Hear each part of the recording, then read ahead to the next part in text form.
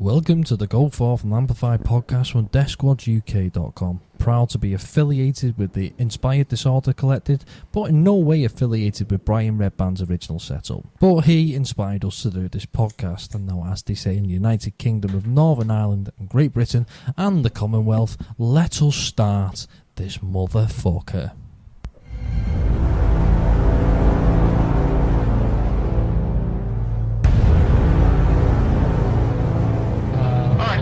Ready, guys? Let's do this.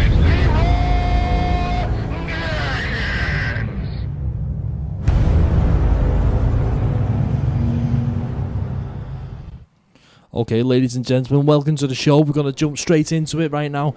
As you know, Egypt have ousted the president. What's the president's name of Egypt? Mohamed Morsi. Mohamed Morsi. The military have moved in and expelled him because they've listened to the people, the 33 million people who are out there demonstrating on the streets of Egypt. Finally, the people have been listened to. They have been heard, and the president have been ousted. Why aren't the people of America doing what the people in Egypt have done?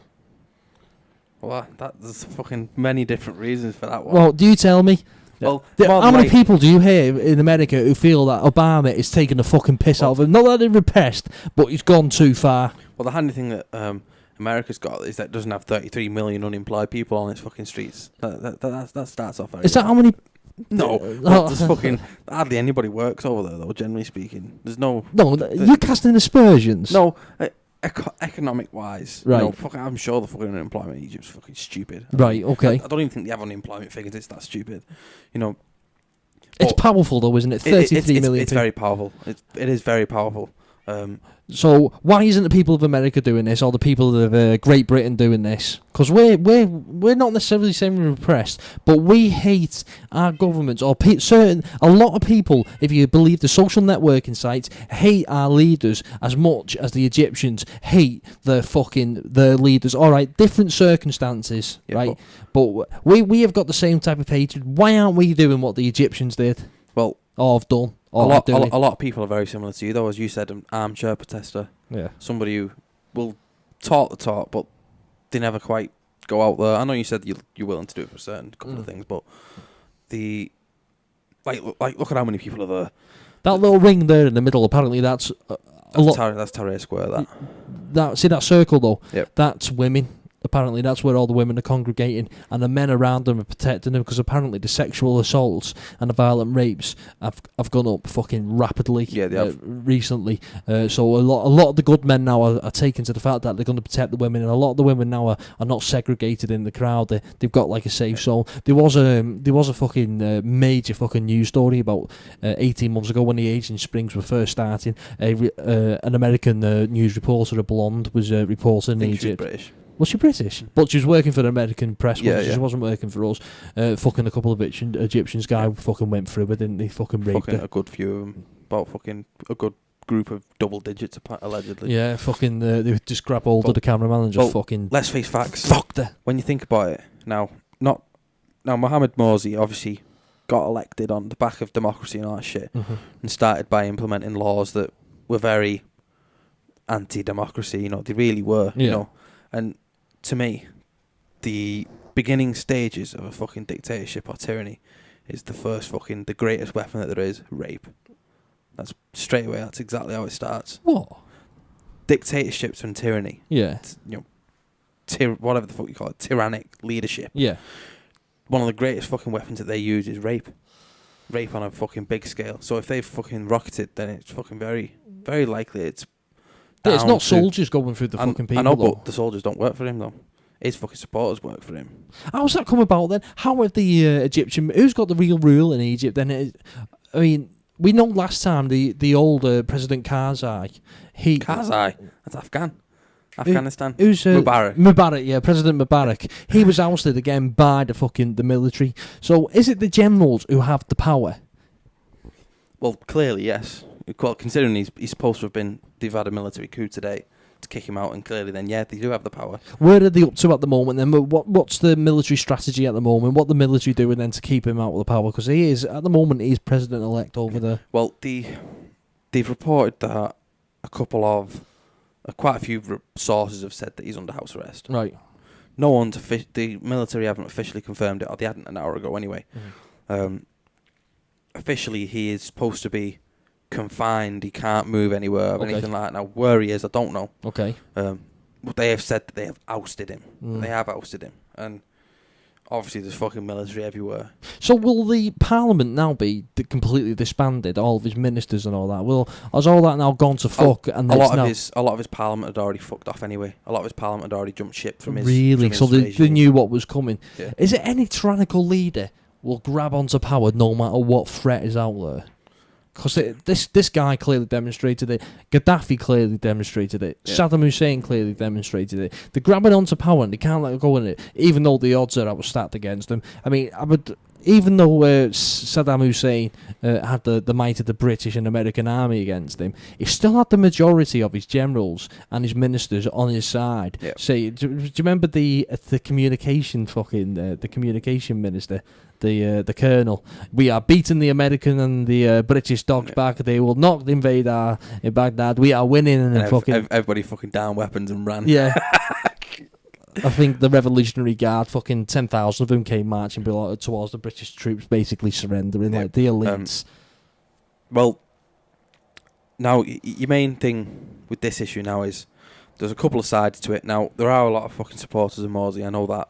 No, obviously he's an Islamist, so there are a lot of supporters of it in that area of the world. Right. Obviously, there's 33 million people who are against him. So what were they against? Were they against his policies? They were very well. Obviously, the numbers of people actually protesting is, you're not really going to get an accurate representation of it anyway. You don't really know how many. There wasn't 33 million people in that fucking square. They were pulling it over a complete fucking country, weren't they? But he was quite popular. Maybe not so much now, obviously, but he was elected on the back of a democracy. That was the idea behind it. And now there's a lot of people now who are saying that they only gave him a year, if you know what I mean. But like I said, some of the stuff, I can't even remember the specific laws that he passed or wanted to pass. Some of them were fucking funny shit. Very funny for a democracy. Was it Shia laws? Was it not? Even though he backs Shia laws, yeah, he backs a lot of Shia laws. Some of them were just literally, this is what we're going to put in, and the law should have just been called the anti-democracy law. So what was it? Can you recall anything? You can't drop fucking bombs like that and fucking not back them up. They were very anti-opposition party. Right. Okay. Laws, some of them. But when he got elected, I know I was going to say this before, but you wouldn't let me because you wanted me to say it virgin on the podcast. I didn't want to know. It was like a surprise. But when he was elected, the first thing I thought to myself was, right, fair enough, they've elected him, type of thing. But all I could see was Muslim Brotherhood. Now, which I think everybody in the West could see. That's all I see in the Muslim Brotherhood. And the media were pumping it up, was saying, well, you got rid of somebody who the Americans like and they had a good relationship with, and you're getting somebody in there who you don't know. So is it better the devil you know, or is it better the devil you don't? The Muslim Brotherhood are now in control. I only have opinions on certain stuff like that just off what I read, because obviously I'm not exactly a frequent, Middle East traveller. Yeah. But the Muslim Brotherhood... Don't fucking catch me going there and all of it. The Muslim Brotherhood, generally speaking, has this whole reputation of being an Islamist party. A hardline Islamist party. And they back some of the really bad organisations out there. They fucking back... Al-Qaeda? Not Al-Qaeda wasn't one of them, but they back the Taliban. Right. Aren't they one and the same? No, the Taliban are much more... aggressive. Al-Qaeda are like the fucking... IRA. No, they're like the little fucking corner offshoot, like a little extremist offshoot of it. And the Taliban are extreme enough anyway. Okay. But they back... To me, all I could see was the hardline Islamist thing. And all I could see was fucking policies that no one in Egypt would want. They see democracy. Fucking, to me, an Islamist is a fucking wannabe dictator. So who was you working for then, did you? You have committed the ultimate sin of having your phone on live, on loud. While we are loud, you want to be ashamed of yourself, Declan Whiteside, you crazy bitch. Right, that's muted. Goodbye. Fuck off. Did he have his own agendas then, or was he working with other countries to really bring repression about? Why would he go in with a 70s type of attitude to run a democratic country when there's so many Asian Springs around? And that's what I can't understand, because the guy looked like an intelligent guy. You have to be an intelligent guy to run a country. So why would you try and enforce something so fucking ridiculous like what he was doing? He was an intelligent guy. Do you remember when Israel was going to kick off the other month? Against? Who were they going to kick off against? I can't remember. Israel were getting in loads of fucking shit. Oh, was it Palestine and Turkey and all that bollocks? Yeah, Israel were going to get in, and they were fucking... Do you remember when they had all the rockets going off and everything, the Iron Dome stuff, and Palestine, whatever they fucking call Hezbollah, was shooting missiles and all that shit? Well, he fucking went out, didn't he, and negotiated... The Egyptian... Morsi, it was like his backing thing. It was like he went out and he really did a really good fucking job. He managed to fucking get both sides to fucking back down and sign this agreement and that agreement. I'd love to know what terms that is. And not fuck out of each other. And then as soon as he got back, there was all fucking cheering in the streets and everything about how good their president was, and he'd helped out in the Middle East, and he'd basically stepped in before the Americans did. Why was he trying to repress his own people? But as soon as he did it, on that popular note, he fucking just slipped in these stuff into Parliament, right? You know? So it was a part of his plan. Would you say it was already? I would say so, but like a lot of people said, though, it was only a year. But if you democratically elect someone, do you give them the time, that amount of time to do it, or do you trust in them not to? You trust in them, don't you? That's why you elect them. I mean, I can't remember any of the people they were up against or what their agendas were. But this guy who got through with a massive majority of the vote. I think it was something ridiculous, like 65%. He was the people who wanted. So they must have looked at his background and thought, he's going to be good for democracy. Yeah. We're going to get the tourism back up, which is what the fucking country was. It was sustaining a lot of it, wasn't it? I know a lot of Western states were pumping billions into him in aid. But a lot of that had dried up. A lot of the aid had dried up because of what he'd been fucking doing. I don't know whether it was sanctions put on, it was just countries saying, nah, we're not going to give you fucking all this money so you can buy more fucking tanks and put fucking... That is one of the good things with the Egyptian democracy and the powerhouse now. The army is on the side of the people. Yeah. Now, when... what's the other dude's name? The old... Hosni Mubarak. When Mubarak was going out of power... you didn't know which side the army was going to fall on, because for a long time when the uprising started, the army were repressive against the protesters. They were hardline, and then it was like they had a change of heart. Did they look at it tactically and think, there's millions of fucking people on the streets here, this is something we can't do with all the world looking at us through the cameras? I think we're going to have to really look at it, because we could turn ourselves into the bad guys here. And the last thing we need is a fucking ground invasion by the fucking West. I think what they ended up looking at, the army at the time, very logically speaking, and they did make press conferences on it and stuff, was that the amount of people out, they got to a certain point where they just decided there's too many people out, there's too many people against us, so to speak, or Hosni Mubarak type of thing. It's time to facilitate a change. Now, a lot of the army... That's brilliant. It was a big fucking jump for them, because a lot of their fucking top generals were well up there with fucking Mubarak. Oh, no. I know it was massive. I know it was massive. Now, as to the top men there now... He was a friend of the West, Mubarak, wasn't he? He really was a friend of the West. Wasn't exactly a friend of the fucking people, though, was he? That was the main thing. What was he doing to the people? Because... employment wasn't fantastic, but it's better than what it is now. They were in a better shape before Mubarak got foot out. Did he have a secret police force or something like that? Oh, he had all sorts. Was he ruthless? He wasn't. Obviously, he was. I don't think he was anywhere near as bad as some of the others. Fucking Assad was much worse. Iran, obviously, much worse. Yeah. He wasn't that bad, but he was bad on a certain thing. Not only that, I think what the problem was, people protested, and some parts of it that he had his hand in. Some of the crackdowns resulted in a lot of people dying, if you remember, and that was what fucking started to swing it a little bit. Now, with this Morsi,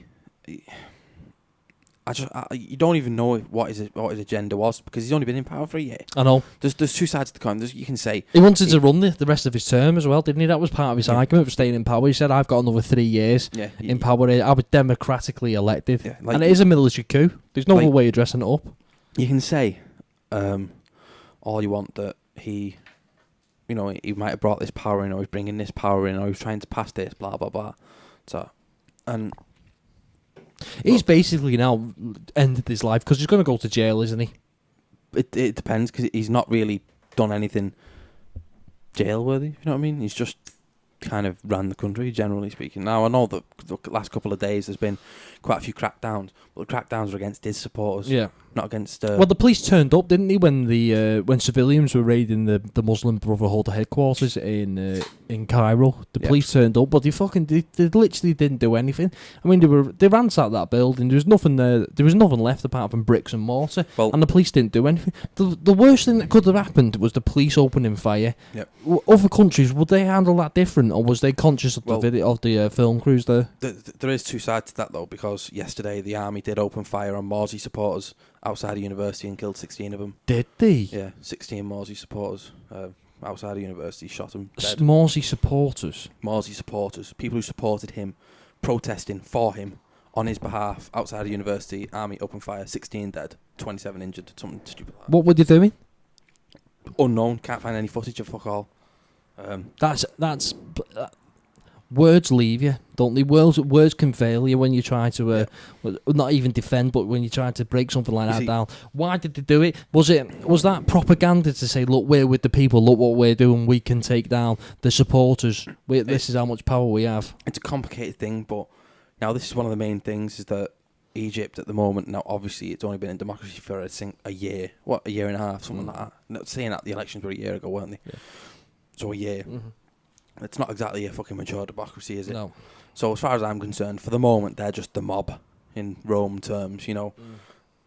And I know it's been said for fucking years by all sorts of different Roman politicians, you know, centuries and centuries ago, that the mob is fickle type of thing. Did they? And it would not surprise me at all if the next election, the next Muslim Brotherhood candidate won.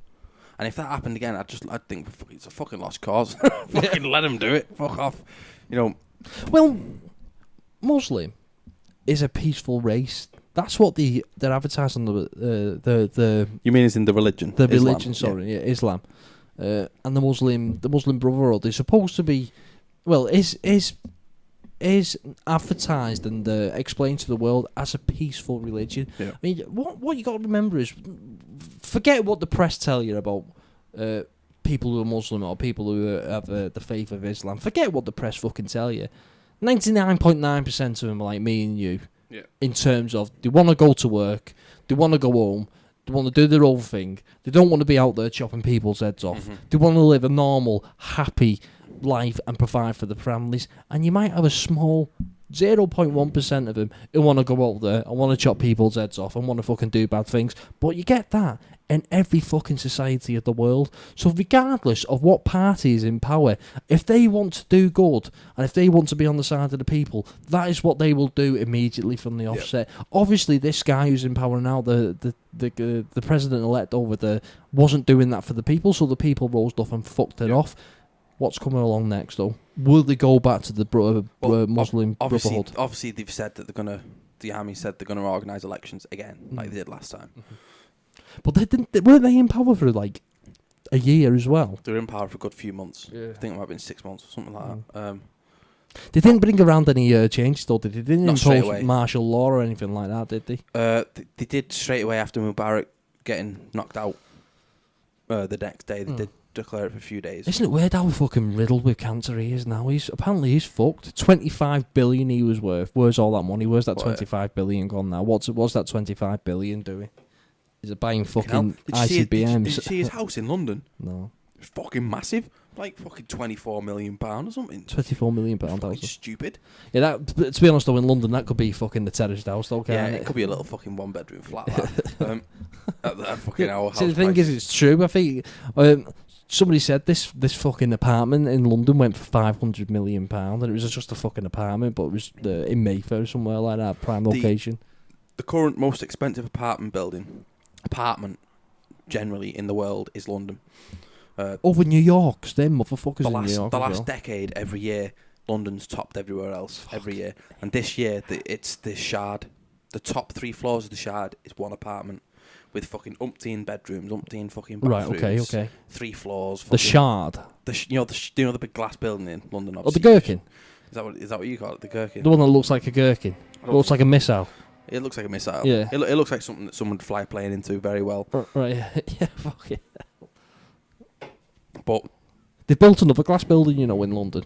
Not as a gherkin, but the same type of concept. But this one looks like a mini skyscraper. So go on, the top 3 floors. Well, the Shard's going to be is the tallest building in Europe now. Right. Okay. Most of the floors are open already. The top ones aren't quite done yet. Okay. But the flat on top of that is the most expensive one in the world Go on, at the how much? moment. I can't remember how much it is. It's a lot though. It's well up there into the 3-figure millions. What, as in 100 million? Yeah. Oh my God. But one of the last ones was, I remember it was 3 years ago. It was in the Times. I remember reading it because it had in there like a list of... Times reader. We have a Times reader. We have somebody here who reads the broadsheets, not red tops like us fucking civilians here. Scum. Yeah, 24-year-old reads the broadsheets. Go on. But in that at the time had this 2-floor flat or something at the top of the building, the full work penthouse. And it was 126 million at the time. I remember that. And that was the most expensive one in the world at the time. Just flat, not property, obviously, just flat. And that came with 2 SAS guards on permanent fucking Former watch. SAS guards or serving SAS guards? Former SAS you know, guards. bodyguards, SAS trained. Armed or unarmed? Armed. Armed? Legally armed. Legally armed? Full secure. It was fucking... I remember reading it. The fucking article was about 3 pages. It was fucking massive. And where was this? This was in London again. It's London. So who London, the fuck is just moving into... How can people live... How is the normal civilians... Where are they living in London? Is it all council fucking accommodation or something? Well, what do you mean? Well, there's people in London who are earning like £5.30 an hour. Like the minimum wage. Well, don't forget though, you do have parts of London where property's worth fuck all. Shit all places. You do have, there are places where people just won't live or don't want to live. And like you but aren't those places the places where developers buy? Developers buy these fucking places, don't they? And regenerate the buildings that are there and make them fucking nice. And all of a sudden they've gone from a fucking 180... Well, even those houses in London have got to be, what, £200,000? They've got to be. Which is cheap for London, isn't it? A £200,000 house in London is fucking cheap. Yeah, well... Your average house price in London is 280,000. Well, that's the average price of the average house price of the UK now, isn't it? 260. Is it 260? The average house price in the northwest where we live is 160,000. Right. The average house price down there is 280. Right. Across the entirety of London, of course. From edge to edge. So that probably includes some countryside and all sorts. But like 280 grand in London, I bet you'd be hard pressed to live somewhere really nice. Oh fucking hell! Better believe it. Well, when I was 19, my ex-girlfriend, she sold her house for 160,000. It was a detached house. It was, let me think now, 1, 2, 3. It was 3 bedrooms, 2 bathrooms. It was a big house and had a garage on the side. It looked fucking hell. The living room was massive. It was the same size as probably this house and your next door neighbour's house. It was the size of a semi-detached house, but made into one. And she sold it for 160,000 in 2001. And she said this was in Runcorn at Runcorn Hill. Yeah. Right. And it was her own house, and she said, if I had this house in London, it would have been easily £1 million.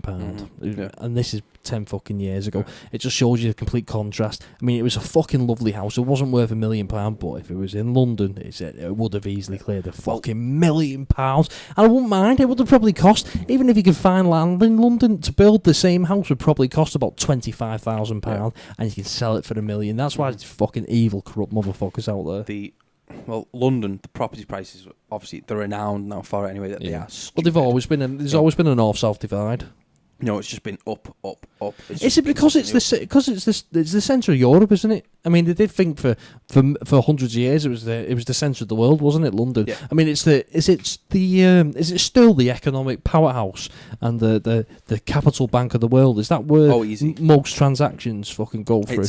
It's banking sector even now, even with our banking sector in the fucking gully, smashes Wall Street. It smashes Wall Street. Bums it completely. How our square mile city, it's just far beyond. Our stock market's well bigger than Wall Street, well bigger than Hong Kong. Why are they choosing Britain to do it and not Wall Street or Hong Kong or even the Germans or the French? Because they've got, what have we got over there? The FTSE 100. Yes. Right, where's NASDAQ?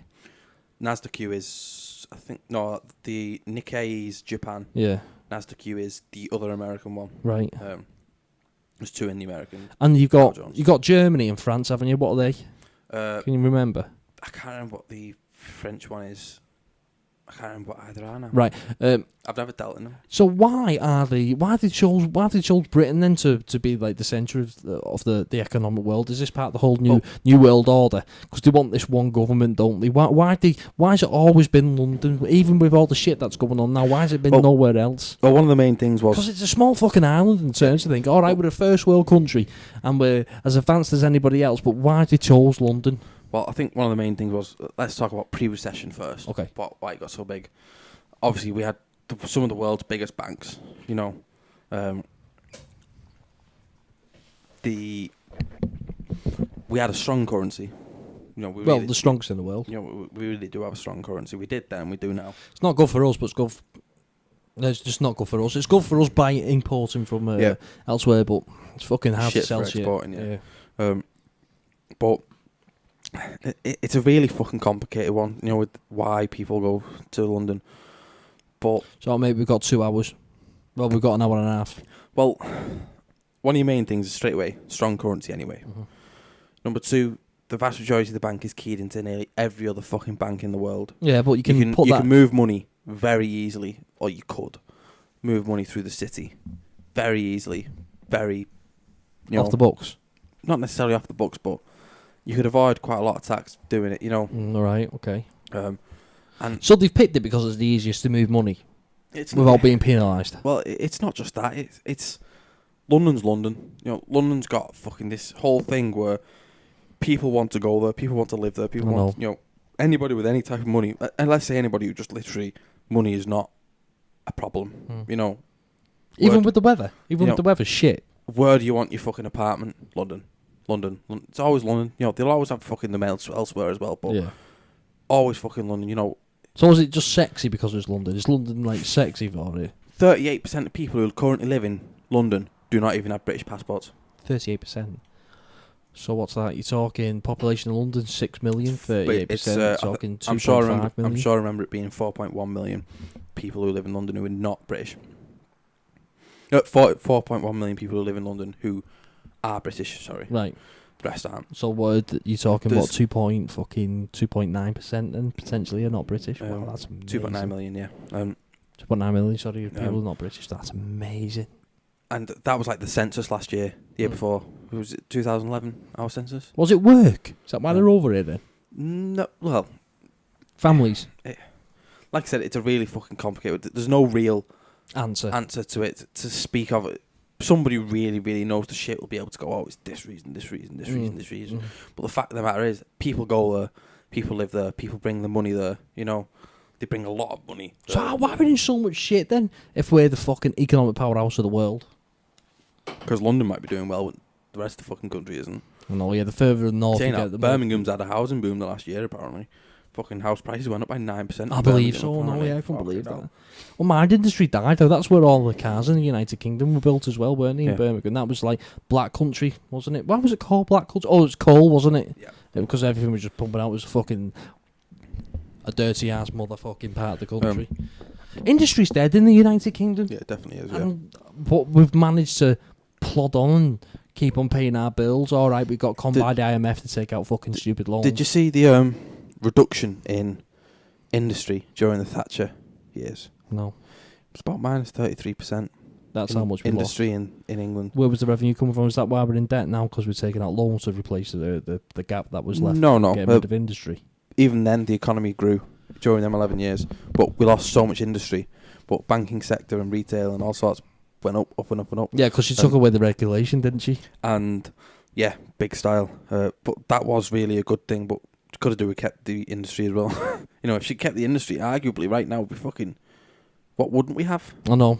But one of the reasons why industry died as well is a lot of green taxes. It was killing businesses. Businesses were trying to make a profit, and because they're producing chemicals and releasing shit into the atmosphere, they were just getting charged millions, and it was eating into the profit, something ridiculous. I read somewhere it was taking 60% of the profits away from some businesses. Green taxes, and now I know I'm not saying that we're on high wages, but green taxes and high wages killed our industry. Yeah. Not necessarily high wages because we're on high wages, but because we're so lucky, aren't we, man? But because there's lower wages elsewhere. You know, we are so lucky. That was why a lot of industry went, right, fuck it, we're off. Mainly chemical industry, stuff that doesn't have a fucking sell by date, you know. Bump India, China, you know, all them, and they're all fucking regretting it now, because fucking India's fucking minimum wage is, like, the last 2 years has gone up by 3 times, 300%. It's gone up to what? What's the equivalent? Are we still talking like £1 stupid. an hour? I know that in China their minimum wage is like $1.84 an hour. That's their minimum wage now. Right, is it? American dollars. Is that good for them, is it? Yeah. Is it? Fucking hell. It depends, because they've got dead high inflation. That's why the wage rise is going up so much. But now, all these companies that fucking jumped ship 10, 15 years ago, some of them, quite a few were in this town. Yeah, that's right. You know, a lot of ICI, Fisons, fucking stuff like that, they jumped ship within the last decade. And in the time they've gone, the cost of running a factory over there has fucking gone up by like 1,200, 1,500%. Right. Ours are fucking cheaper now than they were then.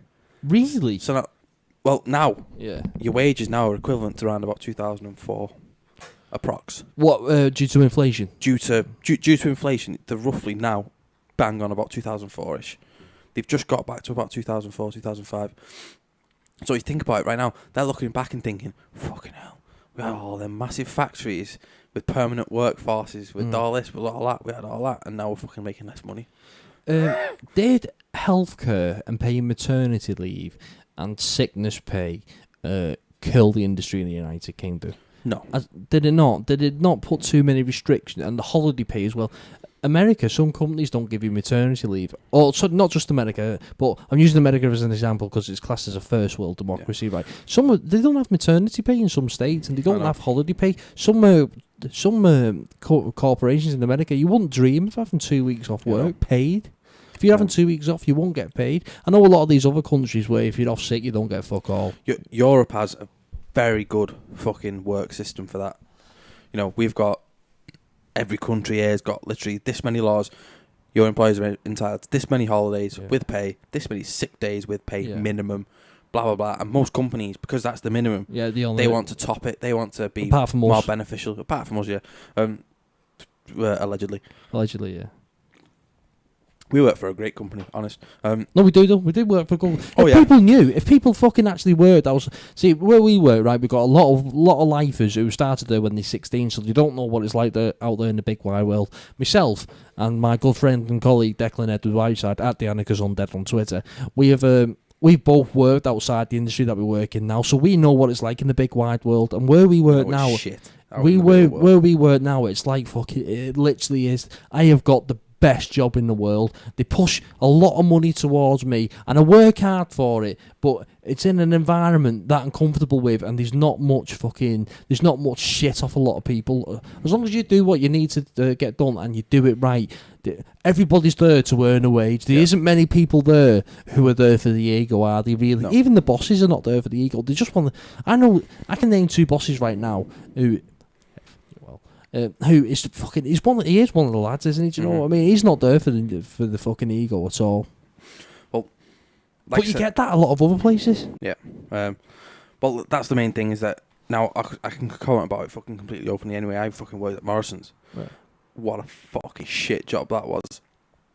I've never known anybody to go from, as you said, one of the lads or one of the girls or whatever, to go from that to assistant manager next week and turn into a complete cunt. I've never known such a difference. You know, all of a sudden, you are not a friend. You are a fucking minion. Is that something what his seniors pushed on him, or was that something where personally he just thought psychologically, right? I can no longer be friends with the minions, with the lower workforce. I've got to be seen as somebody who demands respect. Yeah. I can tell you exactly what happens in Morrison's. Shit flows downwards. And this is as it does in any other place. It really flows downwards in there. Okay. Literally, this is exactly what happens. I should have capped this show, by the way. We're in deep shit this month. How many viewers have we got? 52,000. Oh, fuck, we're fucked. the main thing behind I can't remember what I was saying. Morrison's. Yeah, shit flows downhill. Basically, you have your area director, or whatever the fuck it is. He comes in the store one day. For those American viewers who don't know, Morrison's is a supermarket. He comes in, he says, that's a shithole, that's a shithole. Bollocks the 3 fucking store managers. They fucking run away with the tail beneath the fucking legs. He fucks off. They then bollock every manager because the shop's a shithole. Right? Now, straight away, not the manager's fault. Probably doesn't have enough staff. Probably doesn't have enough workers. He's probably spent fucking half the day making his staff do stupid things like mop floors, brush this, brush that for the visit. Yeah.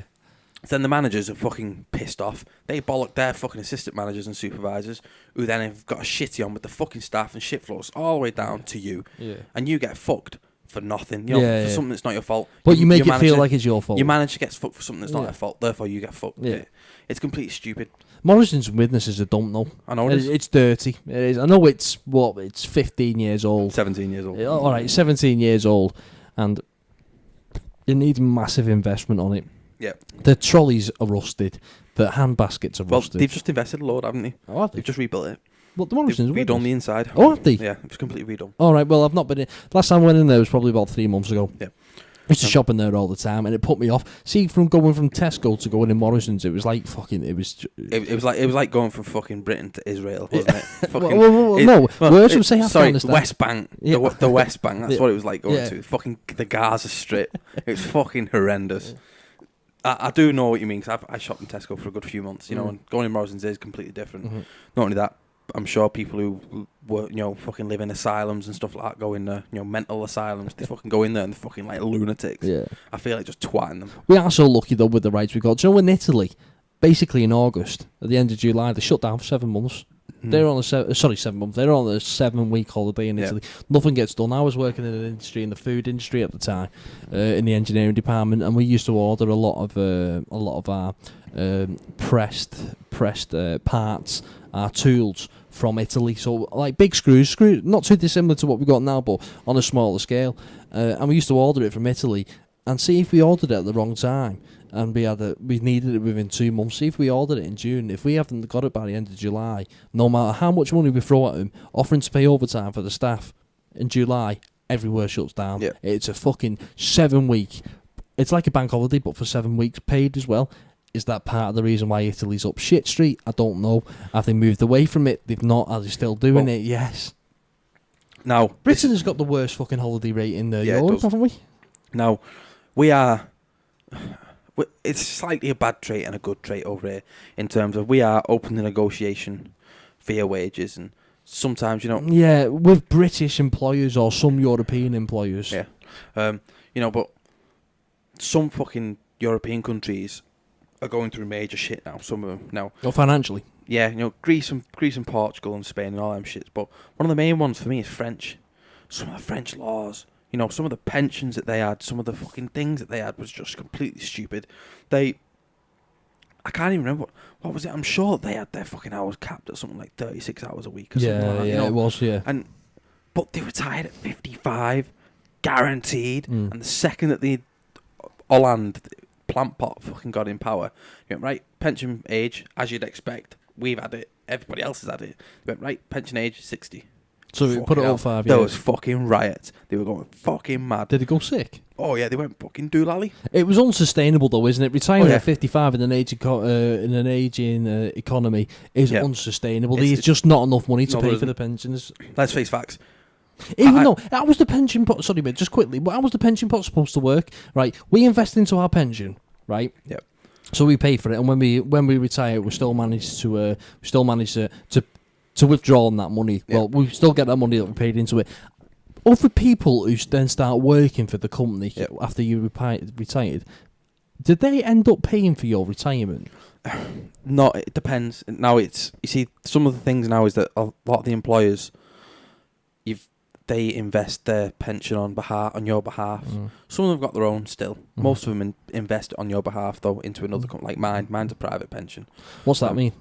That means basically it's an outside company. Okay. They say, right, tell you what, we'll pay so many % of your wage if you pay this much of your wage. Yeah. We'll pay it to this company. you manage your pension for you. You know, I manage my pension. If you know what I mean. They pay, I manage it. Nothing to do with the company. Mm-hmm. They do have their own company one though, which is crap. Well, I'm in that. I think I get 5% of my salary. Yeah. Now you see, I chose the private option because it was much better. But you still get the 5%. Yeah, but that's going into my private one instead. Right. Okay. But the whole thing with pension, like I was about to say before you mentioned it. Go.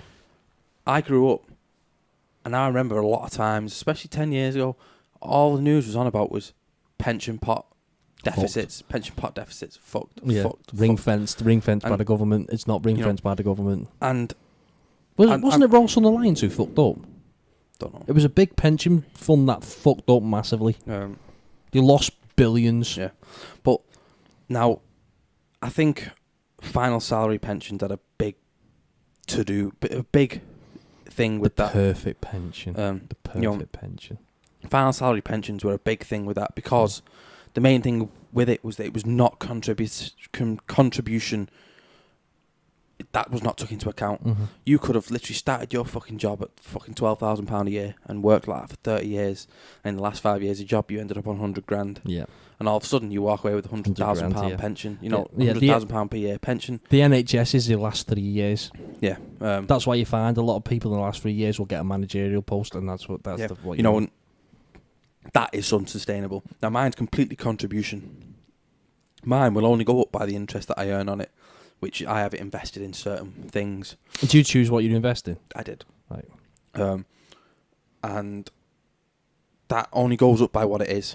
Now, when you come to your final pension day, you get your several options. I can't remember, mine are like 4 different options. Okay. You know, it's like lump sum this or blah, blah, blah. All taxable? Yeah. Depends what you take. They tax on your fucking pension? It depends what you take. If you don't take a lump sum, you get taxed much less. You take a lump sum, though, you will get taxed to fuck. But it's scandalous. How dare you tax our fucking pension, George? But the thing with the whole pension fuck up is, for example, now, have you seen how it works exactly?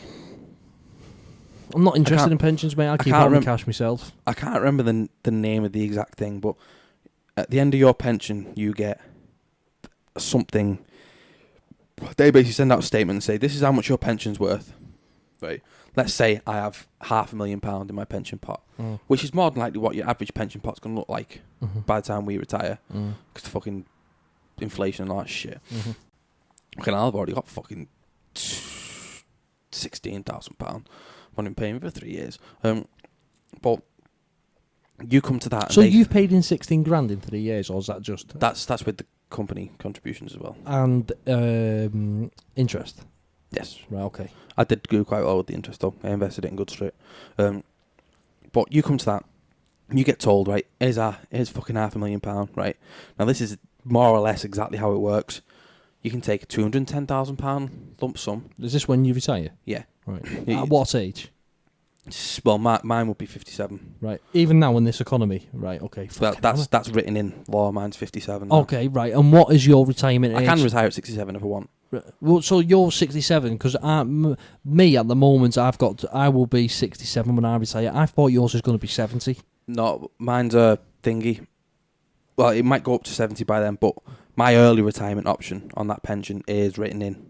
Right. Doesn't change that at all. At what age? 57. 57, right. Or I can retire at the actual retirement age, which obviously bumps shit up a lot more. Right. Because that last 10 years, you've got fucking major shit. And do you still contribute to it after you're 60? Because after you're 60, you don't contribute to your own national pensions, state pensions. No, you have to keep contributing to the end. Give the viewers me fucking cough. You have to keep contributing, as far as I know, toward the end. Okay. And it is going into your coppers. Right. But, like I said, now this is where it gets fucking complicated. It's getting complicated now. Right. Fucking hell. If you have a £500,000 pension, that's how much it's worth by the end. It's not necessarily what you've paid in, but that's is that how much yours going to be worth? Mine's got an estimate of 300,000 to 800,000. So 401. It's a 401 pension. Yeah. $401. Is that what do you mean? In America, they have a 401. It's their pension. If you pay in from like an early age, and you retire at 60 or 65, whatever, it's £401,000, 401k. So I think with our conversion, it'll probably work out about 401,000. Well, let's say you come to retirement and you've got £500,000, right? Mm-hmm. That you in total have paid in, gained through interest and everything. Mm-hmm. I would be very surprised if you walked away with a lump sum for $250,000 out of that. No Was it shit. capital gains? No, you'll get your tax on it as well. You get your tax on it. Right. But they will not offer you all that money. I don't particularly know how it works. Exactly. You're fucking paying into it, so you got an IQ of what, 140? 160. 160. You got an IQ of 160, which is genius. You must fucking know how it works. The reason why is that you've paid into this pension pot for so many fucking years or whatever. But if you want to take it in a lump sum, you will not get every penny that you've paid in. Okay. So where's the rest gone? The rest is literally fucking gone kapoof. I don't fucking know. It's just pension pots are too complicated. They're far too complicated. All right. Okay. So you get a lump sum, and then do you get like so much money a month or a week? If you choose that different option. Right. Okay. But like I said, you still get the value of $500,000 though. No. If you live for fucking about 40 years, you might. Right. After you retire. So if you live to 100, you will get all your money back that you paid in. Right. But you might die at fucking 68 and you'll never see a penny of it then. What about what you paid in? Will Killer not get a widow's pension? Because my nan gets a widow's pension. Now, my grandfather died in 1997. And my nan still gets a widow pension now. Yeah. Well, I honestly haven't looked that far into it, to be honest with you. I know that Kayla's the beneficiary. If I drop dead now, she'll get every penny of it. Well, yeah, if you die before her, she'll get a widow's pension. The best option for anybody, now I know it's not a viable option, your best option is to drop dead at 66. Because it will pay out tax-free. Bam. All out. Every penny of it out. The company doesn't get anything. Government? No one gets. Well, they might get, if you've got that big a pension, they might get the death tax. But the death tax, what's that called? Inheritance tax. Inheritance tax, yeah. I call it death tax.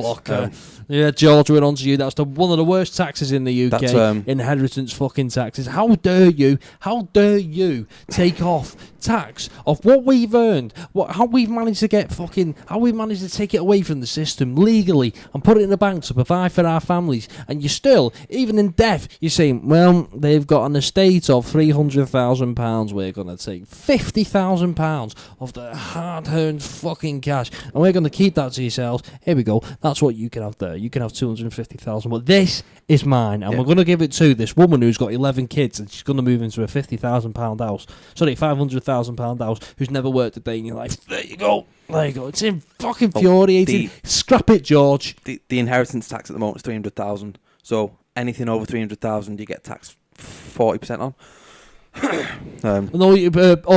What's his name? Brown put it up to 380. Oh, is it 380? Yeah, right. Because it was something ridiculous, like 160,000. It wasn't much. It was with the main thing, they had to put it up because people's house prices have gone up so much. Yeah.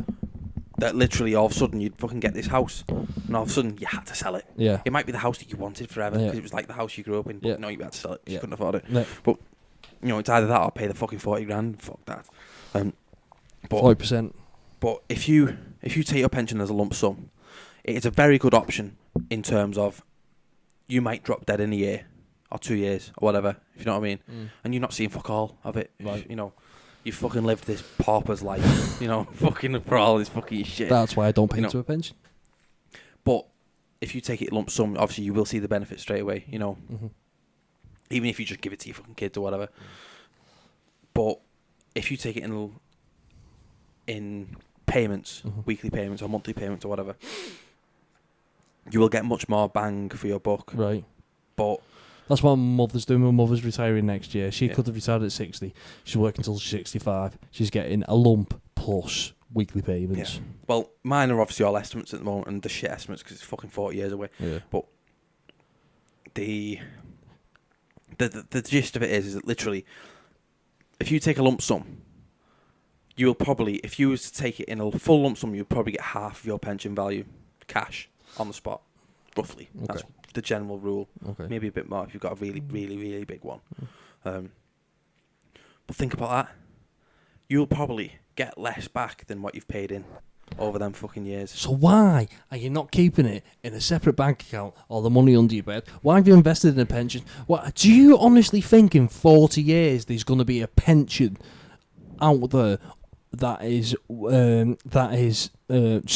around today? Do you still think we're seeing it now? People have been paying in pensions and they've been promised this and this when they retire, and they've come to the retire and said, well, we've had to move the goalposts. I know you can get compensation back in it, but they're still getting a lot. Well, they was expected a lump sum of like £60,000 and they were getting a lump sum of like £20,000, and they're expecting weekly fucking payments of £300. They're getting fucking £250. To be honest with you, I see my pension, to me, personally, as not my pension. If it ever gets to the point where I get to pay out early and I get to retire early and all that shit, whoop-de-fucking do. You make it. But to me, that is just my life insurance. To me, if I fucking drop dead in fucking 10 years or whatever, Caleb will probably be fucking barely loaded. Mrs. Burrows, she's got an NHS pension. She's my meal ticket now. She's been paying to it since she was 16, and Mrs. Burrows is 33 in January. She can retire at, I think it's 50 or 55. It's something ridiculous like that. With a lot of money, she's going to end up with that. But it's unsustainable. Yeah, it really is. They're going to retard the pensions. They've always said they're not going to retard the NHS pension, but it's fucking. What percentage the NHS pension is taking out of the NHS fucking actual budget? I don't know, but I expect it to be very high. Your state pensions are your biggest black holes. They really are. The state pension. The state pensions, as in civil servants. Yeah, your civil servant ones. I mean, and your councils being one of the worst fucking ones. They were all massive final salary ones. You know, there was fucking bin men retiring on fucking £40,000 a year pensions and shit. Really. And they fucking deserve it though. Oh, the bin men were getting up at fucking 3 o'clock in the morning in all fucking shitty weather, and they were grafting for 45 years. They fucking deserve it. And how dare people come along and say, well, it was a bad idea at the time. There was only fucking 24 million people in the country. We weren't expecting 60. They fucking didn't deserve it the other week when they didn't empty my bastard bin. I would have kicked the shit out of them and fucking seen them.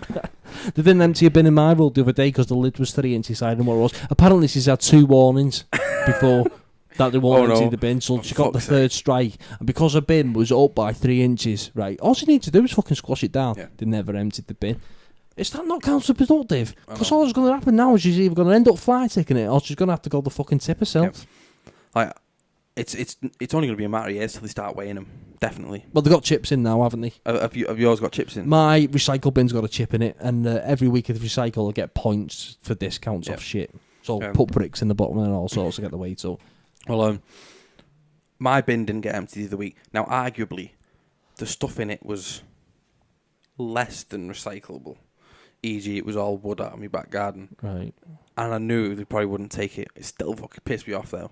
So what, they opened the bin and they analysed what was in there? They opened the bin, they analysed what was in it, realised that I'd literally emptied half of my garden into that fucking bin of old rotten wood. Well, that's because you're fucking stupid. Then I do that, but at the top I always make sure we have a couple of bin bags. Bin bags, so they're not going to... I'm going to take off the top 3 layers and analyse the bottom. I had a bin bag on top of it as well. So they fucking took that bastard bin bag off. Did it weigh a ton? Did it go to move it and think, you motherfucker? It didn't weigh that much. I've took heavier ones out. So did you get a letter or did you phone somebody? Or? Oh no, I went out and the bin just fucking wasn't bastard open. The bin wasn't empty. I had to fucking empty the bastard fucking wood out, didn't I? Oh, motherfucker. But that's the first time I've ever had it not emptied since I've had the house. And I've had ones where I put rubble in. I've had ones where I put fucking soil in the bottom and everything. Because let's face facts, I can't be asked going to tip. We've got 3 bins. We've got a green bin, which is for... I want a green bin. I really want a green bin. Garden waste. We've got a blue bin, which is for recyclables, and a black bin, which is for rubbish, right? They've got 5 in Wigan. They've got 5 bins. How? They've got a red one and a... I can't remember what the other colour is. What's one for metals and one for paper and one for plastics and one for rubbish? One's for food waste. Fucking hell, man. Where's that food waste going? And one's for metals. Where's the food waste going? It's not coming to us. I don't know. But it's a good idea because all that food waste is recyclable. Oh, they should have been recycling fucking years ago. Well, not recyclable. It is. It's a form of recycle, isn't it? All that food waste is bioenergy just waiting to be fucking used. But I want more bins, but we've still only got 2. Do me fucking head in. My green bin has not been emptied in 2 years. I filled it like a motherfucker 2 years ago, right? You'll be able to put it on your garden soon. They'll just be compost. Well, that's what it is, yeah. Every year, by the time it comes around to me cutting my grass, the bottom of it's decomposed, right? So it goes down about fucking a foot. So just fill it up every year. Yep. I tell you now, mate, if a match goes near that, it's gonna fucking go. There's gonna be a mushroom cloud. Because I'm telling you, it's all fucking flammable now. At the bottom of it, it's just like a sludgy, mushy motherfucker. So it will now get to the point where it's having chemical reactions with the oxygen and it's broke down. And there's going to be methane in there and all fucking sorts of it. That's what they're doing with some old landfills now, aren't they? They're literally burying all the shit that's on landfills, putting housing estates on there and drawing the methane gas off the landfill, and it's powering the fucking housing estate. I've never heard of that. Have you never heard of that? No. Right, a place in Germany did it the first time 50 years ago, right? It was a landfill, it was getting too much, and they literally fucking dug a fucking huge... the landfill then became a hole, right? And they fucking buried all the shit under... You cold? No. And they buried somebody walking over your grave. Yeah, someone's walking over my Dancing, grave. it's fucking Wayne like that. Got fucking goosebumps and everything. In Germany, they made this landfill, right? Literally a hole. They had the cut-off date. They fucking smoothed all the rubbish over. They put 6 foot of fucking cement over the top of it and built a housing on state. And this is 50 years ago, right? And they said there's enough methane under here. This rubbish is going to produce enough gas to burn for 10 years. It's still going strong now, 50 years later. We could power the whole of fucking England off our fucking tip in work. Tip? Then the big fucking hill behind the place next to the Mersey. Oh, yeah. Place that gets I inspected keep on forgetting about that, because that's just buried, isn't it? That's buried. If you go up there fucking about 4:45 on a fucking really cold morning, when it's just starting to get light type of thing, you can see the fucking fumes rising out the fucking tunnels. Bullshit. Really, seriously. You're shitting me. You can see the air going like that, shimmering. Because apparently it's fucking like, as you said, it's fucking methanes and hydrogens and heliums and all sorts of stupid. Do you know how much land is there? If you could hazard a guess. What, the main hill behind us? Yeah. Probably about 6-7 acres. 6-7 acres. You can buy that for £1, you know. I know you can. Because the fucking French company wants to get rid of the bastard thing. It's what? The French company that owns it wants to get rid of it. I didn't even know anybody owned it. Yeah, there's a French firm that buys chemically destroyed land. Right. And they just sit on it. They pay people, I know you've seen them yourself, people come and do test the land on Yeah, shit like cool. that. And they can't sell the land for so many years. But after so many years, they're supposed to be able to, they've bought it for fuck all. Well, the land's been redundant now for 60 years, hasn't it? Yeah. Well, 65 It's now. got to be 100 years, it's got to be running for. But that one's a major chemical tip. Now, obviously, I work with somebody who used to go up there when he was a kid, 40 years ago. Right. And he said literally, they used to come along, and bearing in mind, it was like a proper tip as well, and all the rubbish and everything there. And they'd just go, right, come on. JCB'd come in, dig a fucking hole, tank come up to it with fucking ICI shit, chemicals in it and everything, go, fill that hole up. Fill the hole up, bury it. Fucking And that's all they did for years. And you can still see it down there now. Whenever they dig the road up, round the whole place, when they dig the concrete up, you look down, after about a foot of concrete, it goes yellow, doesn't it? Yeah, that's right, yeah. Because it's fucking destroyed. I thought it was just clay. No, it's fucking... I've never seen clay that fucking nicotine yellow before. It's fucking... It's bad shit. They were doing pilings the other week. Pilings where they hammer the girders into the fucking ground, big fucking 40-foot girders. They hammered the fucking girder into the ground. They came back the next day, it was gone. Yeah, I believe it just so, sank. Yeah, that's just because there's a natural river, isn't there? A lake, yeah. A lake, which is weird, that, because you would think we would the water in Widnes would come from that lake, but it doesn't. It comes from Windermere now, yeah. Which I find it fucking ironic. Why would we draw our water from Windermere when there's a natural freshwater lake running under the fucking town? One of the fascinating things I find about... Now, we're going fucking well off subject there, fucking well off revolution, but let's go on this. This is all part of the revolution, mate. Yeah, part of the revolution. I'm about to talk about fucking sewage. Somebody I know used to work down United Utilities, the sewage plant, in Penketh. Yeah. And he said some of the sewage going there, right, was coming all the fucking way from Kendal. So they were shipping it in? They were trucking it in? Fucking down under fucking ground and everything. It was fucking... He said literally it's so far away. That place takes... Processes. It takes stuff from literally everywhere. You ever wonder why Widnes smells of fucking shit when they spray the fields? Everybody thinks they spray the fields. They don't. The fertiliser they put in the ground, when they bury the seeds, it mixes it up with fertiliser. Mm. That fertiliser comes from United Utilities. And what happens is then they water it. And the fucking... The powder... Is it human shit? The powder turns straight back into shit. Because... He worked there, I don't know the specifics on it, but it's a filter. You get your shit coming in. Human shit. Yeah, human shit. All sewage, everything. Comes right through the filter, all the way to the fucking end, and it comes out with this fucking dead fine powder. Right. Really fine powder. Okay. And in the middle, all you find that's left in the middle is fucking seeds, jewellery, fucking whatever the fucking hell else went through, bits of bone and everything, you know, fucking whatever somebody's put that bog. And after all that, this little powder's left. And they sell that to the farmers, and the farmers put it in 'cause it's dead good fucking fertiliser. The second you water it, though, it just turns back into shit. I've always known that smell doesn't smell like a fertiliser. You know, like a country shitty cow fucking shit smell. Stinks, doesn't it? It smells like human shit smell. Well, and when exactly they say, what it is. they're putting it on your potatoes for Christmas, Yeah. I don't fucking think so. But fucking well, there you go. Fucking revolution subject. We got onto the subject of shit and house prices for all fucking things. But what other fucking subject we were going to aim for? Let's try and get back on subject. Geoengineering. Geoengineering, weather manipulation. It's a massive conspiracy at the moment, and it hasn't been admitted by the governments. Well, it's only the chemtrails are a conspiracy. Everything else officially exists. Just the chemtrails of the government purposefully manipulating. Yeah, conspiracy. the conspiracy that out there is that the government is manipulating the planet's core temperature, and they are sprinkling aluminium particles into the sky, which reflects the sun's heat and radiation back into space, so it cools the temperature of the Earth down. But what they're sprinkling into the upper stratosphere is that highly carcinogenic that it's making people really sick. And the way they're doing this at the moment is by commercial airliners. When you see an aeroplane fly over the sky, when I was a kid in the 80s, it would have a trail behind it, and the trail would disperse behind the plane. You used to see the plane would have it looked like a foot where you are. And the arse end of it would shrink, but it would always stay a foot, and it would disappear. But now, these trails are lasting hundreds of miles, right? And it looks like a cloud formation, but it's staying in the sky to reflect the sun's temperature and the radiations back into space, so we can control the fucking temperature of the planet. Apparently it's causing massive fucking illnesses around the world, and governments aren't admitting they do it. But the massive movement out there at the moment is that this is physical. We can see it in the sky. These fucking clouds are not there 1 minute, and then they're around for up to 24 hours. Because they're that light, they take about 24 hours to fall from the stratosphere down to the fucking the upper atmosphere down to the what's the one before the atmosphere? The atmosphere. Well, you've got the upper troposphere, is it? Well, it's the one the planes can fly at the maximum height of, right? And these clouds are staying around for a long while.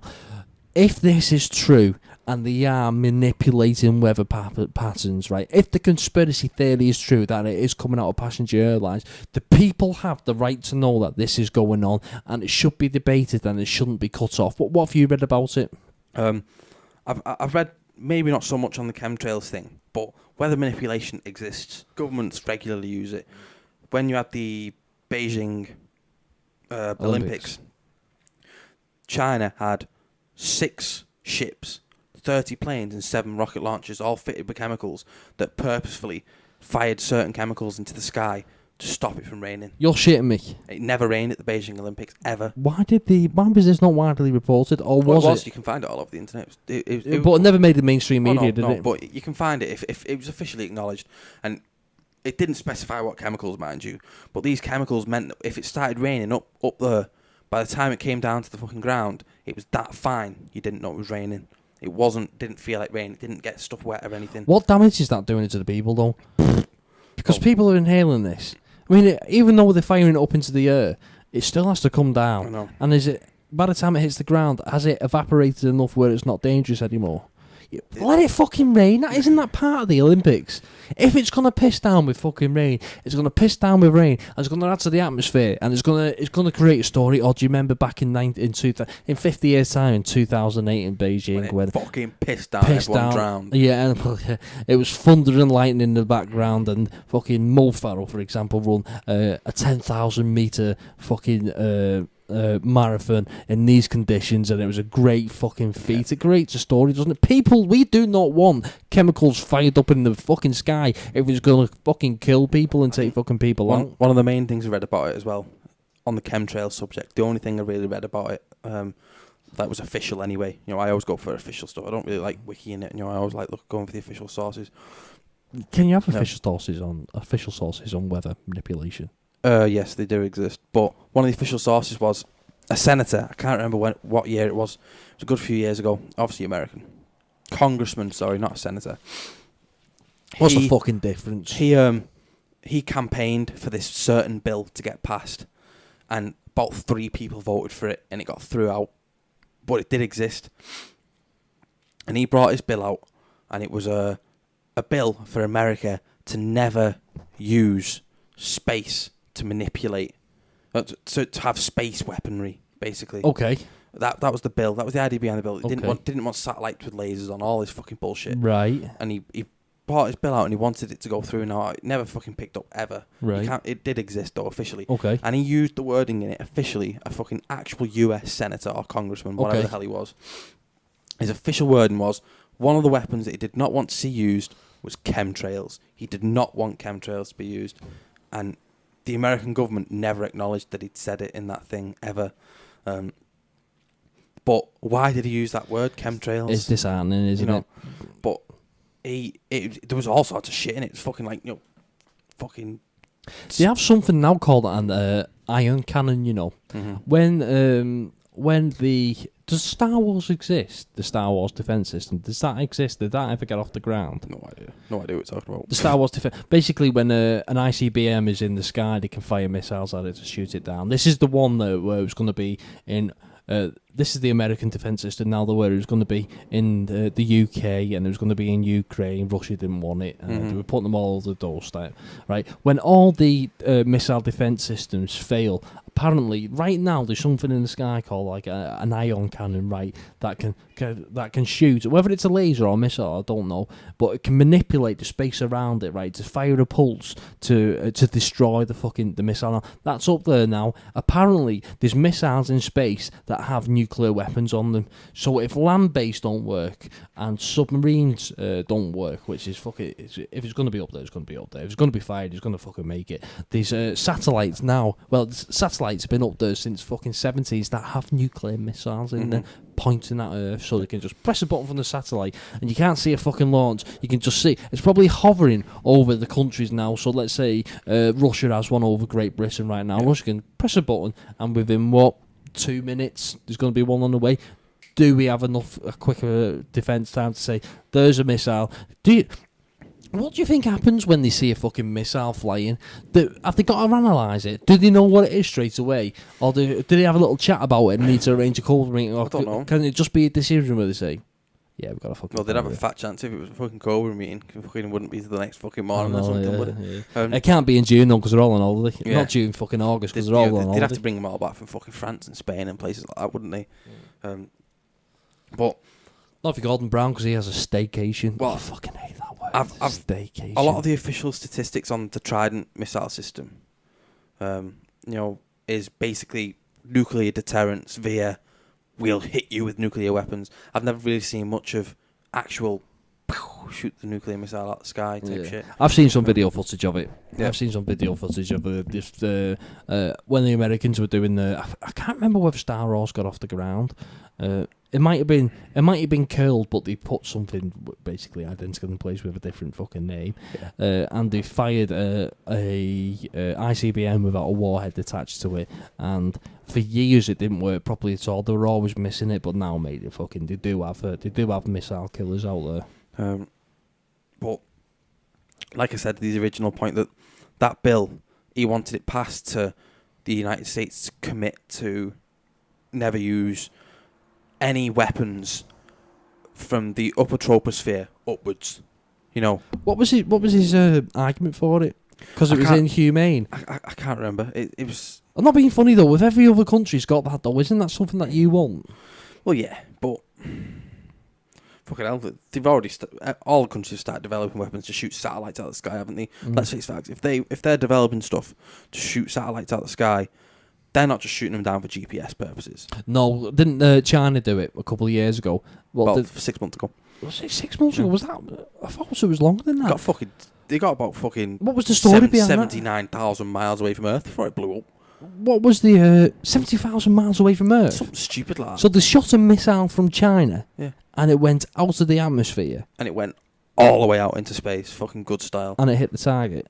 No, they were just shooting it to see how far they could go with it. A missile. Yeah. Well, what, did it then blow up and detonate? Or Yeah, well, I think it was a thing, yeah. when it got out of range, it's self-destructive. No explosives, it was a self-destruct type thing. Or either that or it just went dead, and in about fucking 100 years or something, some fucking missile's going to come back down, and everybody's going to think the Russians are firing them or something's going to come down. Wouldn't it be awesome if, I don't know, somewhere near Jupiter, in 20 years, there's an alien spacecraft just flying around, and next minute, all their around, we're being fucking fired at. Where did it come from? Earth? Slight problem, no, it was fired 20 years ago, but they got a good fucking targeting system then, haven't they? But I bet anyone it'd be one of them fucking things, wouldn't it? That it was that cavemanish that there's no defences for it, and it just goes plows through the fucking thing. Would we last if an alien invasion come along? Would we have the technology now? We've gone a long way from revolution now, haven't we? Well, this is a revolution, isn't it? Would the world would unite, wouldn't it? Well, yeah, you've got that whole front, but it depends on the fucking technology, doesn't it? Really, well, the way you got to look at it, right? If an alien space fucking armada came from a different solar system, right? You got to assume that they're traveling at the speed of light, aren't they? So a little bit of space dust traveling at the speed of light is going to be like being hit by a nuclear bomb, isn't it? By bouncing off the spaceship. So it's going to have shielding, isn't it? Yeah. If it's going to have shielding, we're fucked. Well, I think one of the main things you could always say for something like that is it depends on technology advancements. Just because a race has got technology advancements to travel so far and so fast doesn't necessarily mean they've got highly advanced weapons. You would assume so, though, wouldn't you? If you're travelling across space, we assume if there's anything else out there, mate. We assume so, but all disaster movies always have these fucking aliens that come along with massively good weaponry, and they go, blow everything into fuck. I know it was a shit film, but I preferred Battle Los Angeles for the idea behind it. Was that the invading space aliens they had infantry, infantry with soldiers, sidearms. I preferred that, but whether or not that was a good story. It was a good story. It was a great story. I preferred that story, compared to world getting blown up. But to be quite fair, more than likely, as you said, if they've got that type of technology, more than likely they'll just turn up and they'll just go fucking exterminators, fucking wipe the planet out. That would unite the planet, though, wouldn't it? All of a sudden, all the fucking religions and all the countries' fucking individual problems with each other would have to come together for its own fucking survival. Yeah, and we'd survive for we'd all be united for 30 seconds before it becomes scorched earth and we get fucking wiped off the face of the planet. Where are we up to? Where is the country up to with the Edward Snowden case? You have been trying to relay this to me today, but I've been batting you off like a disease with it. You mean what? You mean in this country or the Edward Snowden? Where's the planet up with it? Where are we up to with the story of it? He's still in Moscow, isn't he? Is that the official story? Officially, he's in Moscow. But what's the story behind it? That was on an aeroplane flying to fucking Ecuador. Well, so far with Snowden, he's applied to 23 countries for asylum. I didn't know that. 11 have rejected him so far. Most of them European. Any of them us? Yes, one of us was rejected. Yes, but on what grounds? Obviously, I think it's based on him having a fucking arrest warrant for him. Well, the Americans have put an arrest warrant out, haven't they? An official one.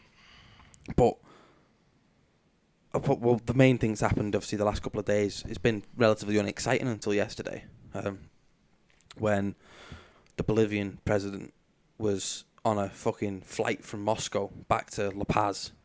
La Paz, obviously in Bolivia. I'm presuming it's in Bolivia. I don't really know. I've never heard of it. But that's what he was doing. Now, obviously, to get that type of distance from fucking Moscow to Bolivia, it's not a fucking one flight. It's two flights. You need the fucking fuel. And apparently, traditionally, they fuel up in France each time. They go from Moscow to there, fuel up, onwards again. Right to the final destination. Okay. Now, they took off all the way over to France. Just before they're entering France's airspace, they're contacted by whoever the fuck it is, somebody official. Blah, blah, blah, blah, blah, blah. You may not enter our airspace. What? You may not enter our airspace. You are carrying fucking official, whatever the hell you could call him, fugitive or so, whatever the hell you want to call him. Right, okay. I can't remember the exact wording. Might not have been an extremist fugitive, but you are carrying let's say fugitive. you're carrying a fugitive, not allowed in our airspace. Mm-hmm. Couple of times queried. This is the president of fucking a country. Okay. You know, nope, not allowed in French airspace. So then the next thing, right, we'll go to fucking Portugal. Some fucking On the way to 3 hours away. On the way to fucking Portugal, That's what speed. just before they're entering Spain, Spain contacts them. Now, they've already radioed Portugal anyway. Spain contacts them, say, you may not go through our airspace. You may not go through our airspace to get to Portugal. Right, Then Portugal says, you may not come to our airspace either. I can't remember what the other one was. The other one Sweden? Might be, I can't remember. It was another country close by. So in the end, they're running on fucking fumes. They have to land in fucking Venice. Well, they have to land in Venice. Was it Venice? Oh, fucking hell. It was Austria. It Right. wasn't Venice. Austria somewhere. Name places in Austria. In Austria, fucking, I've no idea, mate. I can't remember the name of the airport. But they had to land there. And the Austrians, while they didn't want to officially do anything official, they still had to search his fucking plane before they'd fuel him and let him go. And they searched another country's fucking private jet with elected. He's not just a dictator, he's a fucking elected president. Obviously, with his own security detail. Yeah. And they've had to go onto his plane, search the entire plane for fucking Edwin Snowden. Then said, right, off you go. Fucking hell, they're fucking freaking out, and I don't blame him. Could you imagine another country doing that if that was our queen? No. If our queen was flying from Russia to the UK and it needed to stop, the plane needed to stop, I don't know, in Germany, and Germany saying, we're not allowing you in here. Yeah. What would have happened if the president would have landed in France? Or when it entered the airspace, would they shot him down? Well, that's a fucking another complicated one, isn't it? What would they have done? If I was the president, I would have landed that plane. Yeah. I'm telling you, because there's no way he's getting arrested, because then you're fucking going into the territory of war, aren't you? Yeah. You're basically declaring war, and if you But arrest somebody else... Bolivia's very well liked in the Latin. You know, I know most of the South American countries are liked between each other anyway, but they're really liked. You know, a lot of South American countries have got really good relationships. flourishing democracies. Oh, now. no, yeah. Good know. economies as well, a lot of them. Apart from Argentina. Yeah, fucking, I'll be quite honest with you. I'm about to fucking piss me pants. I think we need to pause this for a minute because I am going to die right now. Right, go on, I shouldn't have drank that fucking can of Coke. Are you going to pause it or? No. Go on. Are you sure? Yeah, I'll just run Right. I'm going to fucking leg it. Back in a minute. And while Declan Whiteside is going away to the toilet, we're going to have a look at the pictures of Egypt at the moment, of what's going on there. This is recently from the last 24 hours. This is, I believe it's supposed to be Cairo, one of the main cities in Egypt. Look at that. Look at all those people on the streets at the moment. Does that not give you pride that people can do that, can take up their own stance? See if people in our countries just come together with all our troubles and all our quarrels and really get together and go out on the streets and do what they're doing. All the problems that we're posting on social networking sites right now, we can achieve what we want. As Declan said earlier, it is different circumstances to what our problems are in the West, in Great Britain and in the United States. If you're working, you do have a good quality of life. Relatively, if you've got a good job, you can survive and provide. In these countries, it seems that they are massively repressed, and they took to the streets because they're unhappy with the governments. We're unhappy with our governments, but we're that selfish and we're that fucking lazy. We don't think that we need to do that. Or will we never do anything like that? These are the questions that we're asking ourselves. Luckily, now in the Death Squad community, we've managed to get a fucking awesome family together. It'd be great if we could all live in one place with each other, but that's never going to happen because that'll just be like fucking Wake Up and the ATF will start storming us. But it's inspiring that these people can go out there and do that and make change. And he's back in the room. I'll be honest with you, I was at DEFCON 1 for about fucking 10 minutes then. You did well, mate. You should have pissed before we went live. I know I should have. I will do next time because that fucking hurt that. Got back pain, was holding off that bad. Alright, what were we saying? Edward Snowden. So he's still in Moscow? Officially. Now, officially, I know he applied for asylum in Russia as well. Mm-hmm. Now, as regards to what's happening with that, I don't know. But they've officially said he's still there. Mm. No one's seen him. No one's commented on it. But he could be anywhere in the world now, couldn't he? I'd hope so. That would be a good twist. But sadly, I think he's still there. I think his options are narrowing. It's probably gonna remain if Russia will accept it, and Edward Snowden agrees to the terms that Putin is putting out there, that he needs to stop doing damage to America. In all likeliness, he's going to end up staying in Russia, isn't he? Yeah. I mean, I can't see. If he goes back to the US, he's going to be put in a fucking cell. Yeah, he's going to be fucked. I believe his dad this week put terms out there for Edward Snowden to come home, that he's got to have a proper trial and he shouldn't be fucking incarcerated away in a little fucking hole at the bottom of the world. Yeah, I think that was a bit orchestrated, that though. Because it also said in the statement that his dad officially acknowledged that his son had committed treason. You know, and treason's a strong word, you know. Is it treason? On paper, yeah. What he's signed, it's treason. You know, he's signed saying, I will not do this, or I'm being treasonous, whatever the word is. But is it really treason? I don't know. Like we got on the subject last time, it's a fucking complicated one. Yeah. You know, there's a lot of sides to that story. Not only that, I think there's more to what he's got to leak. I think he's got much more to leak than that. I wonder what's going to come out in the next 6 months. I would hate to be in his shoes now. It's not something I would not have the balls to do something like that. Yeah. Even though I know it's wrong, he's fucking.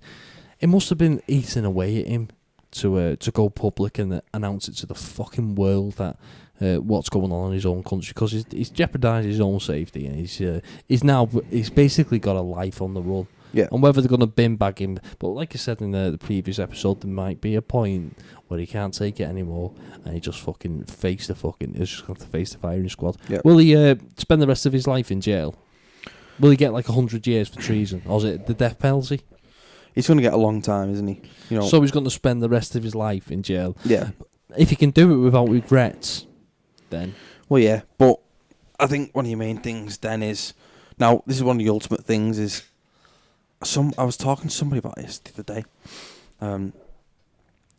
Ultimately, you want to go back. You know, you want to go back in the end. Not only that, you've done something like that, and I think there comes a point where you want to face up to music. Yeah, you know, you want to face up to it. Yeah. You know what I mean? For some reason, you might want to. Yeah. Do you think that you're going to get off with it? Do you think, well, it's a valid argument, I'm going to have the people behind me. Look at Bradley Manning. Bradley Manning's been inside, for 3 or 4 years, maybe longer. And the people are still behind him, aren't they? Yeah. Do you see the banners, don't you? I am Bradley Manning. Yeah. But I think there's another argument as well with that, which is, let's say you go down the route of top secret, you know, like Navy SEALs, fucking Delta Force, SAS, you know, GSG-9, all that shit. I think ultimately they do what they do, you know, for fucking so many years. You know, usually it's a good fucking 20, 25 years, the ones that survive, isn't it? And they've got so many stories behind them. And I think ultimately they want to tell somebody. Yeah. You can keep a secret forever, but can you? You know, your brain ultimately wants to get that out there. You know, you feel important. He's a brave man. You know, he's a brave man for doing what he did. Well, yeah, definitely. As to the actual outcome, that's going to be a funny one. You know, Manning's still not finished yet. You know, will he ever get a proper trial? Because I know they're going back into the courts, aren't they, at the moment? Yeah. Do they have? Is there a jury there? Do we know at the moment, or is it a military trial? Is it a public trial? The Manning one? Yeah. The Manning one, no, it's no jury. It's full military fucking doodah. Do they know what they want to do with him? America, very similar. You know, I say very similar. They're not no one really that similar, but they have a whole system for terrorists or treason. Espionage. You know, people who, you know, espionage, all that shit. That's what you got charged with, wasn't it? Espionage. We've never had anything like that in this country, have we?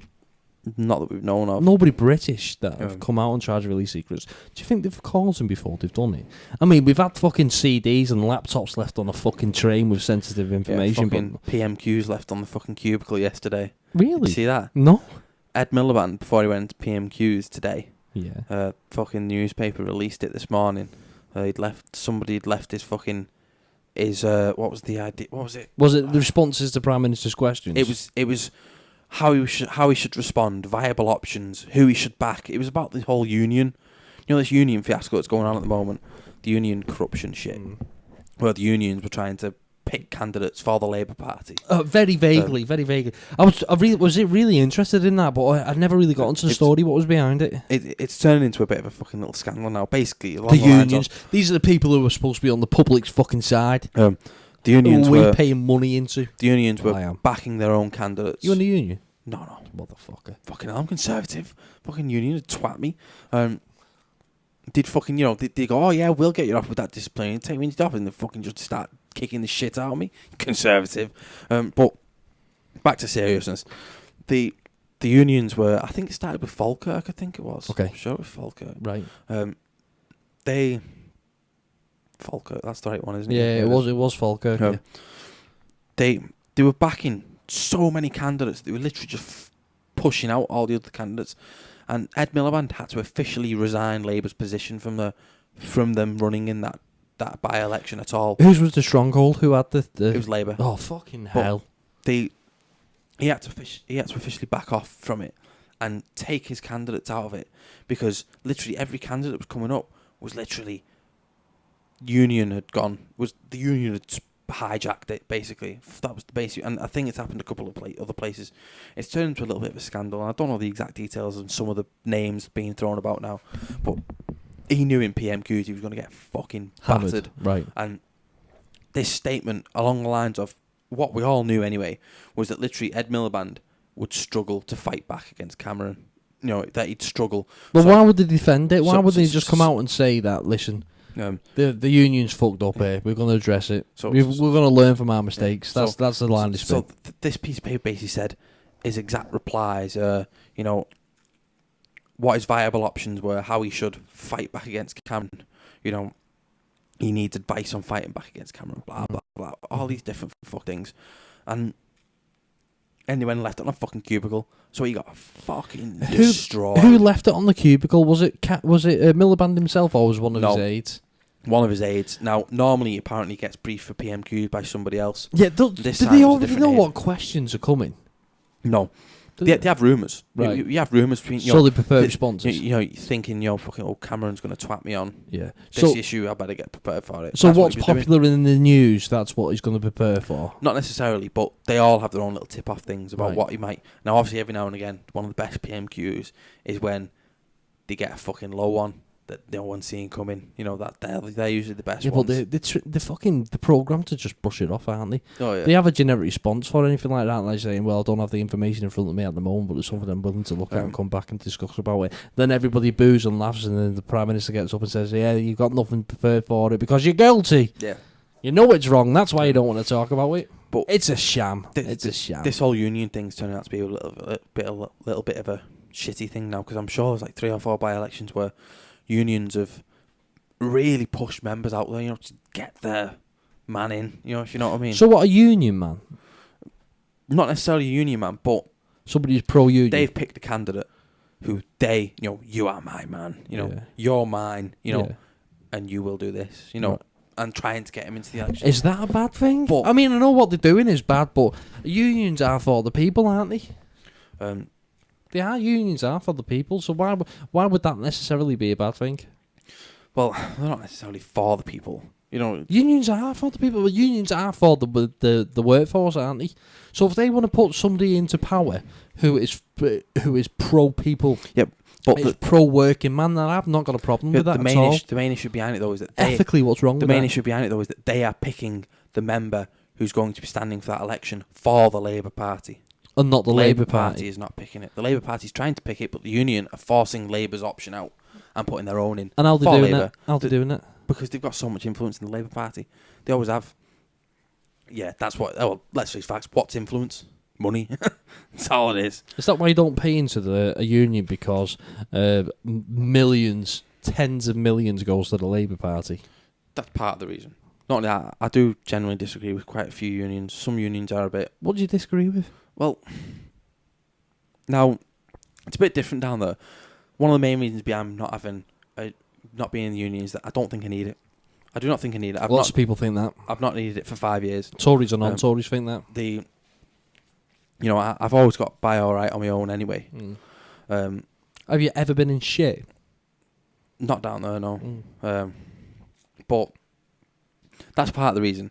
Now, second, I know for a fact that you can join the union and opt out of the payment to Labour. You can do that. Oh, can you? That's an official option for any union. You can officially opt out of that payment. Okay. So all that money goes to the union then. Right. I might do that. I didn't know that. So I'm not particularly bothered about that. But generally speaking, sometimes some unions, now I don't even know what the union is down our place. What is it? Is it GMB. GMB. I just generally speaking, I'm not interested in being in the union at all. Is it not? Just put that up to the camera. That's my union card. Fucking yeah, here you go. Advertising, GMB, Northwest. Let's see if it focuses. Is it any fucking good? Yeah, it does. That's my union card. I'm a paid member. $11 fucking a month. That's a lovely fingernail shot there. It is. That's me. But with that, I feel like I've got protection from tyranny. I do. Somebody was telling me it was pretty hard to sack somebody. And if you have somebody behind you, as long as they haven't fucking killed anybody, haven't done gross misconduct, and it's not a fucking whitewash, but if they just want to fuck you off and get you something stupid, it's good to have a paid legal representative there. Yeah. Because I'm not focusing. It should be. I don't fucking know. Why is the fucking camera not focusing? Fucking stupid webcam. Because it's a cheap fucking webcam, that's Cheap webcam, fuck off. Fucking mind-blowingly expensive. There you go, when we're back in the room. There we go. I like having that feeling that I've got somebody on hand 24 hours a day that who I can call to. If you feel like you're getting shit at work, you can go to a lawyer who can pick it up for you. But I know I can get a lawyer provided for me, and I'm not going to end up with a fucking a legal fee of fucking, I don't know, tens of thousands of pounds. All right, okay. If you do win your case, you are going to get a maximum of £70,000 back with an unfair dismissal or anything like that, or bullying or something like that. But they are going to deduct that £10,000 fees from what you're owed. I know that. As long as they play by the book and play by the rules, I've got the back of the union behind me. Yeah. Do you know what I mean? And that's I feel more comfortable being in the union than out the union. Mm-hmm. Well, it's weird, isn't it? You have a pension. I don't have a pension. I'm in the union. You're not in the union. Do you know what I mean? The two really go together quite well. I'm in a pension and I got a union. Basically, I go to work for fuck off. Well, if I wanted to, could I pay 80% of my salary into a pension? Yeah, if you wanted to, yeah. Fucking imagine that. So theoretically, I could retire with like £1 million. Yeah, but you'd have no. You won't get that million though. You'd be lucky if you get 500,000. Yeah, exactly. Well, now one of the main issues behind it for me is with the unions is, for example, now the striking thing. Now I know it's unlikely. Most you go on strike anyway, but one, anybody who goes on strike never seems to win anything out of it anyway. They're fucked. You know, let's face facts. Anybody who goes on strike, it is a last resort. You know, even then though, it seems to be like losing yourself money. Yeah, and you never get it. Now, people who go on strike who don't have contracts are fucking stupid. Because look at British Airways. Yeah. What happened at British Airways was they went on strike, and then a year later, didn't they have to lay off like a massive percent of the workforce? Yeah. They still made £230 million post-tax profits, though. Even after they paid all, they still made 200 million. But they still laid off thousands, and they blame that on the strike. But they were ready for it. They were ready for the strike. It depends. See, when the firefighters go on strike as well, the country needs firefighters. Yeah. So they've literally got the government over a barrel there, haven't they? They do plod along for. I don't know. They do plod along quite well with the Green Goddesses because in the UK the army take over and the army have their own fire engines. The fire engines are between 40 and 60 years old, and they are army fire engines. Yeah. But they do take over. If there's ever a massive disaster in the UK while the fire engines are on strike, the firefighters won't go, "Oh, fuck that, we're not going to do anything." They will. Yeah. Because they're fucking human. They will jump in the fire engines and they will go and fucking help them because they're human at the end of the day. Nurses, if they attack the pension, nurses are going to strike. Yeah. They threatened it before and The then health minister under Labour has said, if you go on strike, you are putting patient safety at risk, right? And the nurses went back and said, well, if you start taking money off us for working 90 hours a week and saving people's... Well, oh, sorry, that's ridiculous. Like, Mrs. Burrows worked 62 hours this week. If you start taking money off me for working 62 hours, it was basically saving people's lives, then we are going to strike. So it's the government who are putting the patients at risk, patient safety is at risk, not the nurse. When you start fucking over the people who are working, the people have the right in a democratic country to stand up and say the man is fucking it up, and it's not the nurses who are endangering fucking patients' lives. And they're not being selfish, they just don't want to be punished for doing a fucking excellent job. It's the fucking government. That's the argument they spin. So they will go on strike. The NHS will go on strike. And now that is something where the government may have a fucking massive problem. Because they can have all the army medics in the world, right? But it's not going to be able to replace a God knows how many thousand fucking workforce if they do all stick together. The police are not allowed to strike. It's illegal for the police force in the UK to strike. I think it's all over the world. What's her name? Who's the health? Who's the Home Secretary at the moment? Is it Theresa May? Theresa May, yeah. When she's attacking the police force now, she's now got in the United Kingdom, a probation officer, police constable, was originally on £23,500 a year starting salary. So you make it through your training, you go on 23,500, no matter what age you was. After your 2 years probation, it goes up to, I think it was like between 24 and 25,000 pound a year, right? After you make it through your probation. Theresa May wanted to make it people under the age of 20. Yep. When you join the police force, you go on £19,000 a year. £19,000 a year. Basically, you're not going to be able to buy a house or support a family on that. Basically, you are going to be a young lad that either living at home or sharing a house, aren't you? And the police were fucking uproared about that, and they wanted to go on strike. They were looking at the pensions as well, and all these cuts. They were cutting police forces by by £200 million over 5 years. So they need to make £40 million of savings over each year for 5 years. So they wanted to go on strike about that. So they voted for it, and they wanted to go on strike, and the Home Secretary said no. Well, so she can pick away the police force no matter what. Because if they fucking go out on strike, they can get sacked, lose their jobs, they can lose the pension, and they can get a criminal record. Well, now this is where your main thing. Now remember that vote. Now your main problem with that was, and it's a common problem with the union idea, right? The voting to strike, or wanting to strike, or whatever, or balloting, as they call it, isn't it? Right now, I know what you're going to say, mate. Right now, fucking horrible. 28% of, I can't even remember the last fucking, I can't even remember what it was, but 28% of this certain union. I can quote a statistic right now.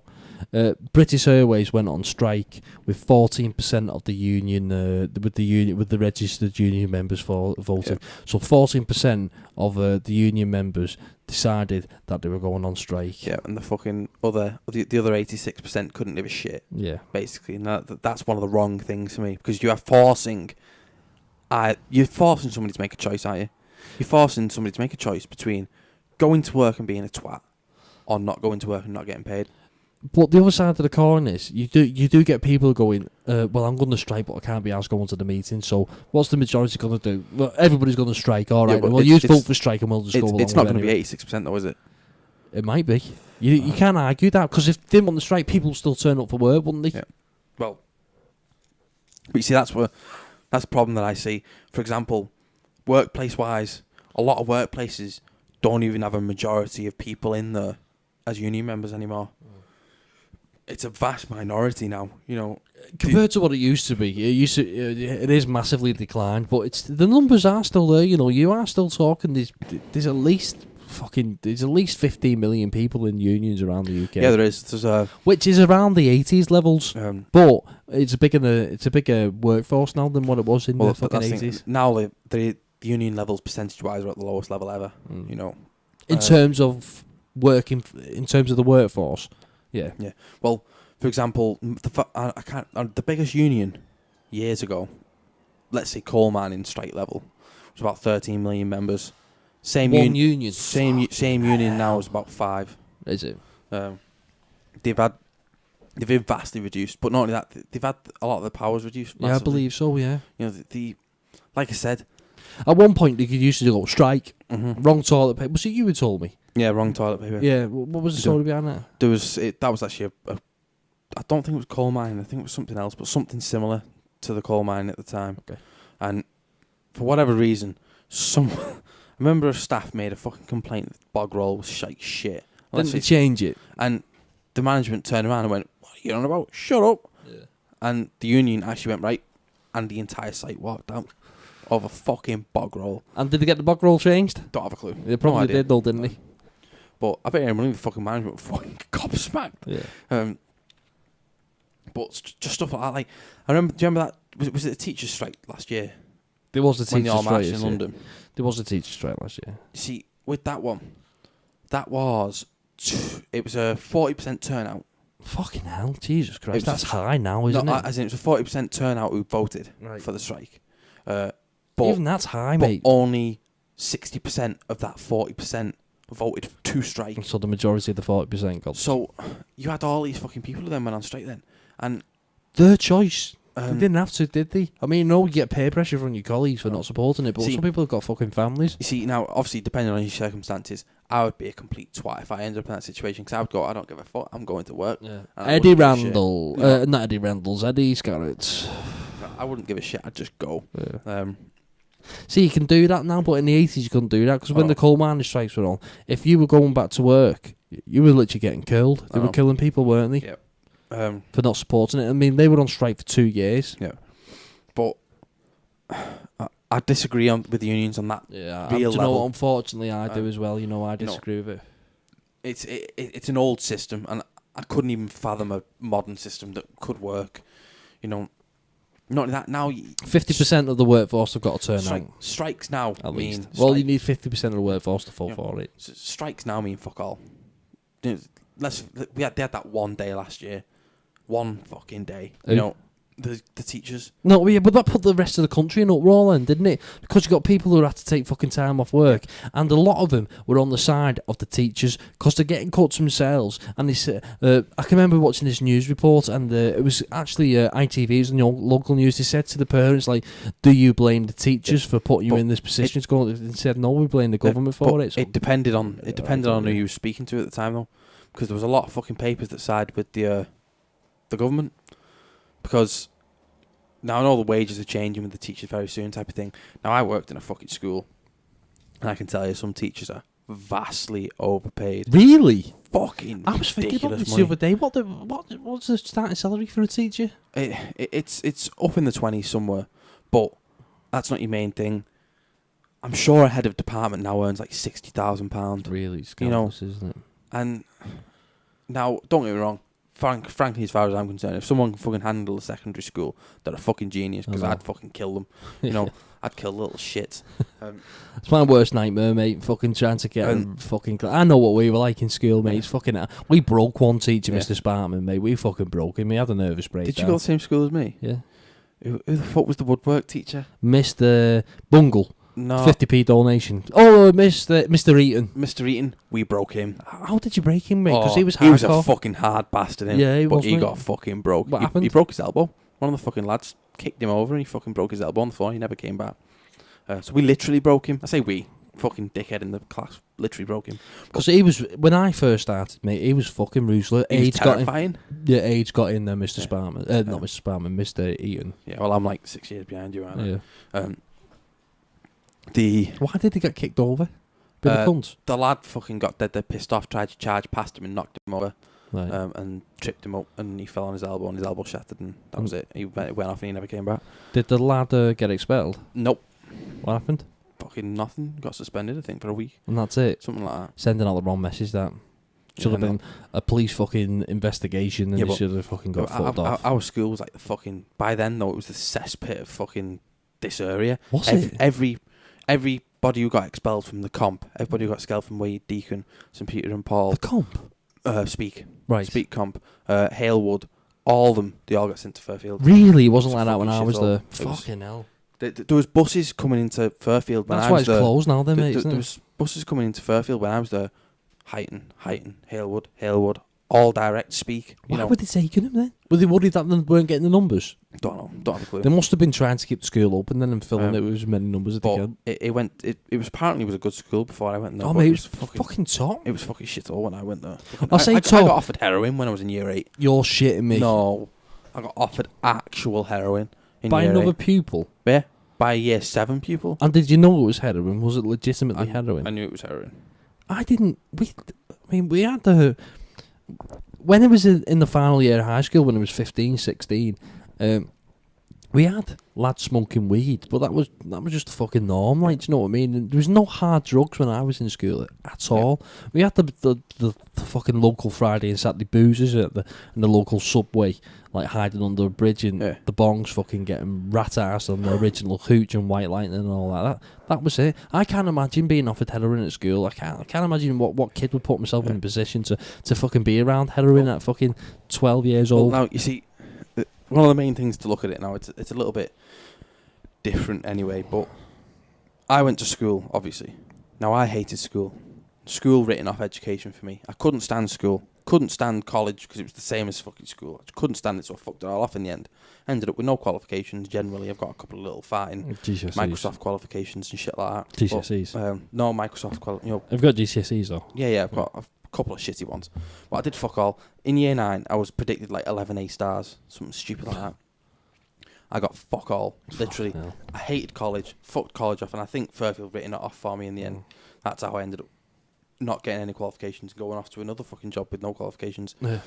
My sister went to A Deacon on my advice because I said to my mum, Fairfield's shit. Fucking hell. Right. My brother went to She went to A Deacon. She got 11 A stars. Did she? Right.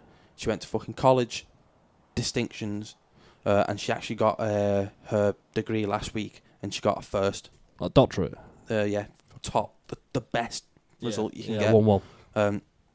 And that just shows you the difference to me. Yeah. Because me and my sister aren't very much different intelligence-wise. Well, the proof's in the pudding, isn't it? Fairfield now's fucking gone. It's closed, yeah. isn't it? That'll be houses soon, I suspect. Yeah. Where's all the pupils from those schools going? Way Deacon. But the Way Deacon's already vastly overcrowded now. Oh, it is. That's why they've had to build the fucking extra build on the side thing. Well, have they actually built another school? All portable classrooms and everything all over the place. Porter cabins. See, that's the downward spiral for a fucking school, though, isn't it, mate? Way Deacon looked... Well, it used to be a grammar school originally, didn't it, before it lost its grammar school It's status. one of the best schools in the country at the moment as well. Is it? Got voted one of the best schools in the country. She got an award, the woman who runs it. Did she? She got a big government award and everything. Well, they must be doing something right there. But that was before Fairfield got fucking put in. Yeah. But... See, the handy thing though with Widnes now, I know we'll go well off fucking track now. The handy thing with Widnes though is that it seems to be quite a lot of the fucking scum seem to be vanishing fucking somewhere. off, I know, yeah. They seem to be going somewhere. I'm not entirely sure. There must be like some I don't know how somewhere. I don't know. West Bank still got a fucking like a good few of them, like, but I don't know whether it's because the town's becoming more affluent. Yeah. And there's a lot of it. There's a lot of industry in the. Well, there is industry in Widnes, but is Widnes turning into a commuter town? Are people living there and going to work in Liverpool, Manchester? Well, you've seen them fucking houses up the road. It's got to be a commuter town. And nearly every one of them's fucking sold now. It can't be. Nearly every single one of them. You go up there now and there's fucking Mercedes, Porsche, Audi, all parked outside the fucking things. But they're not nice houses. They're all right, but they're expensive houses. They're not. They don't look like they were £400,000 houses. It's just fucking scandalous. It's definitely becoming a commuter town because it's in the perfect place. Widnes. Whoever's managed to get Widnes into the status, I don't know, because it was literally the arsehole of the northwest forever. You told people you're from Widnes and they used to laugh at you. It was the fucking chemical capital of fucking Europe for about 100 years. Widnes was something stupid. I know it was massive in industry, like the industry fucking revolution, whatever you want to call it. Widnes was like massive, huge part of it. Basically, they sold the soul to the fucking devil. This town. Yeah. That's why we've got toxic land, 8 acres of land. We've got fucking housing estates where whole houses have fallen into holes and everything. Fucking sinkholes. Yeah, we do on Kingsway. Kingsway, the sinkholes. Do you remember when that subsidence fucking came in and those 4 houses on Kingsway sank? Yeah, but they didn't disappear where you can't see the roofs anymore. They sank into. Have you seen the sinkholes in America? I know, yeah. Yeah, the ground literally opens up and there's a fucking bottomless pit. Yeah, fucking America. You're talking about subsidence from mining. I know, but they've built houses there again now. I didn't know that, though. They built 4 new houses again. Have they? So what They started happened? again. What happened to the houses? They knocked them down, didn't they? Got rid of them. Fucking. Originally, what happened to them? Did they just drop? They sank 9 feet. In how long? Over what? 3 days. I remember my mum telling me about that because literally they had to be like evacuated because the house was literally, you could be standing and the house was just going, you could see it moving by eye. God. But they've written that off, didn't they? And then they've built 4 new houses there now. They're still in building now. I've seen them. They must have done something to the land then. I hope so. They must have reinforced it somehow. To building it, those houses are going to be fucking extortionate though, aren't they? I know. Imagine what the amount of prep and work they've had to do to that land to get planning permission to build on it again. But back to the original point, Widnes is definitely becoming a commuter town because it's in the perfect place. Because literally, no offense to anybody from them town, but no one wants to live in fucking in Wigan, in Wigan or fucking St Helens or no one wants to live there. Even in the here, it's just on the other side of the river, so you don't have to cross the fucking bridge. We're stuck here. It's not Warrington. It's not Liverpool. It's Cheshire. It's the last little corner of Cheshire. 3 minutes it takes me to get into Liverpool from my house. 3 minutes. That's it. It's like, but like now there's a couple of celebrities starting to live here, isn't there? A lot of celebrities who work at live here. ITV or BBC in Salford. Yeah. And must be a reason why they're coming here. Well, Manchester, the house prices got stupid. Yeah. When the Media City was moving to Manchester, the house prices went up, and in 3 years they went up something like 20%. I was reading about it, and it was putting people off relocating up here because they wanted a lot of the talent from London. They wanted a lot of the talent to move up because they were skilled in the job, and they were all moaning that they weren't getting houses in the city, which is what they wanted. But then they realised that they've got a major fucking railway station, Piccadilly, in the middle of Manchester, and all the fucking major lines run to all the surrounding cities around it. And then all of a sudden they realise, well, if you go 10 miles down the road, you get a house for about 1/5 the price of London. Yeah. Fucking, let's face facts. Before them fucking houses were here, you could get a fucking nice house in Widnes for 250. Oh yeah, you get a fucking. If you paid £250,000 for a house in this town, 10 years ago, mate, you were getting a fucking lovely house. I know. That are now surrounded by loads of new houses. That are twice as much. Yeah. But I to be honest with you, I do like Widnes. Not only that, I think if it does become a commuter town in the next 10, 20 years, when that new bridge gets built, it definitely will become a major commuter town. Will that bridge get built? Yeah, it's already gone through. How have they got the money for it? They're at 330 million now for it to be built. Yeah. The longer they go off, the more inflation's putting it off. When they're going to start it? But I know they're supposed to be getting built by 2022. 2022? I thought it was supposed to be done by 2016. No, that's been shit canned, obviously. 2016 was fucking years ago when they said that. But if that comes in, which it will, it's going to have to. Let's face facts, it's got to. That fucking bridge is horrendous if you have a crash on it. If it becomes a commuter town, it's going to be massively beneficial for us. How long do you think it's going to take to build that bridge? That Runcorn Bridge in the fucking 50s when it was built took 4 years to build. Did it? 4.5 years to build. Well, that's with the technology then, isn't it? That's what I mean. But obviously this bridge is going to be much bigger than that though. It's going over twice the distance. I know. I keep getting letters from lawyers, saying this new bridge may affect the value of your home, and you may be able to claim compensation. But I might have to look at it, because when I look at the maps, the bridge is fucking 1.5 miles from my house, but the Catalyst Trading Estate by me has been purchased for bridge construction. Yeah, which is on the arse end of my housing estate. I can't remember quite where the bridge is going to touch down. It's a big bridge, though. Well, you know what I mean, don't you? The Catalyst Trading Estate, yeah. Have you seen the sign there? This land's been purchased for the Mersey. No, have you not? Next time you go to work and you drive past it, just look up to the entrance. There's a big fucking placard on it that says this land has been purchased for the Mersey multimodal gateway. Unless it's going to be the land where they have the canteens and shit. The central hub of it, all the offices and everything for building. It might be that. Possibly, I don't know, but I'll tell you right now, I can't live in the fucking. I can't live in the house with a fucking bridge running over my house. Oh, obviously. But there was a rumour, and it was a massive rumour that they was going to build £100 million marina at the bottom of West Bank. Mm-hmm. They were getting rid of the houses down there, and they're building a marina. If they fucking did. Your house would be worth fucking well. Oh, my £100,000 house could quite possibly be worth £200,000 if they built a £100 million fucking marina. Like I think West Oh, Bank. mate, if they did that, it's not going to happen because it's fucking beneficial for me. Do you know what I mean? But if they did that, mate, I'd be wanking all the way to the bank. Like, I think West Bank and Huff Green are like the last two strongholds of Dossers. scum. You know, I'm surprised with Huff Green, because Huff Green looks lovely. not some of the back Huff streets. Green Road, yeah. Down Edendale and fucking Arley Drive and shit like that. Fucking, they don't even have. They've got to park and walk down an entry to the house. Fuck that. Fucking hell. You go up there and every day, no shit. Go through there. I guarantee you'll find one wheelie bin that was on fire the night before. I didn't realise it's that big. I used to go out with a girl who lived in not Halebank, Off Green. It was fucking lovely. Halebank, no, that's fucking bad. Oh, that's fucking. That is the arsehole of witness. They turned down that fucking Amazon warehouse as well. I know. Why did they turn that down? They were going to build it on the old Asda site, weren't they? Yeah. Why did they turn down the Amazon warehouse? Fucking idiots. What did they? Is that the only reason? There must have been an official argument. Well, don't forget that Halebank think that they're special because their little council thing is called fucking Halebank Parish. Cause, that makes you sound fucking dead good. Yeah, and they turned it down because it didn't benefit them, allegedly. Fucking hell, how can 1,100 jobs not benefit you? Compared to the shitty. That's putting West Bank. That's putting a Halebank in fucking in full employment, but maybe they don't want full employment, do they? So Amazon just went, all right, we'll build it on the Stobart estate. So we're getting that now. Are we? Yeah, it's on the far. It's going to be on the far corner. Whereabouts?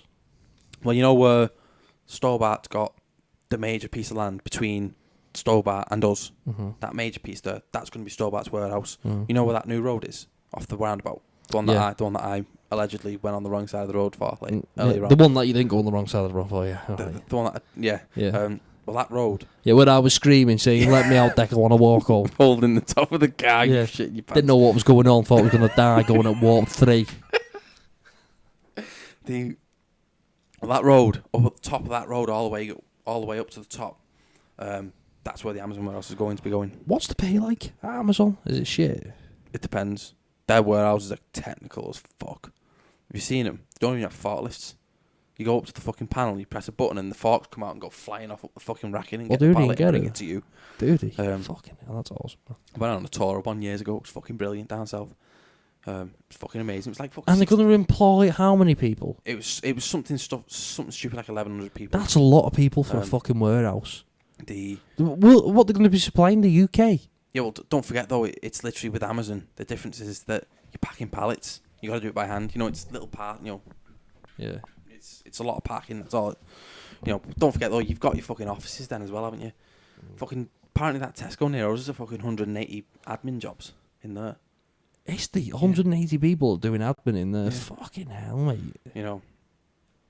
That seems an awful lot. But what wages are they on? I don't know. But don't forget, you imagine the transport for that many vehicles. No.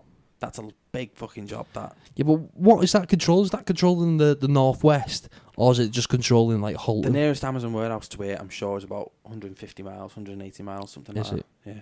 I'm sure it's borderline southwest. Fuck me, mate. I didn't realise that. Right, we're going to wrap this motherfucker up because we're going to only leave ourselves with 30,000 viewing hours for the rest of the fucking month. And that's something I don't want to do. That has been the Go Forth and Amplify podcast from DeathSquadUK.com with me, Ben Burrows, at Brit Podcaster on Twitter, and Declan Edward Whiteside at The Anarchist Undead on Twitter. We are in no way affiliated with Brian Redband's original setup, but he inspired us to do this podcast. We are proudly affiliated with the IDC, the Inspired Disorder Collective. Please join us again, hopefully next week or sometime in July, for another Go Forth and Amplify podcast. See you on the other side, Ray.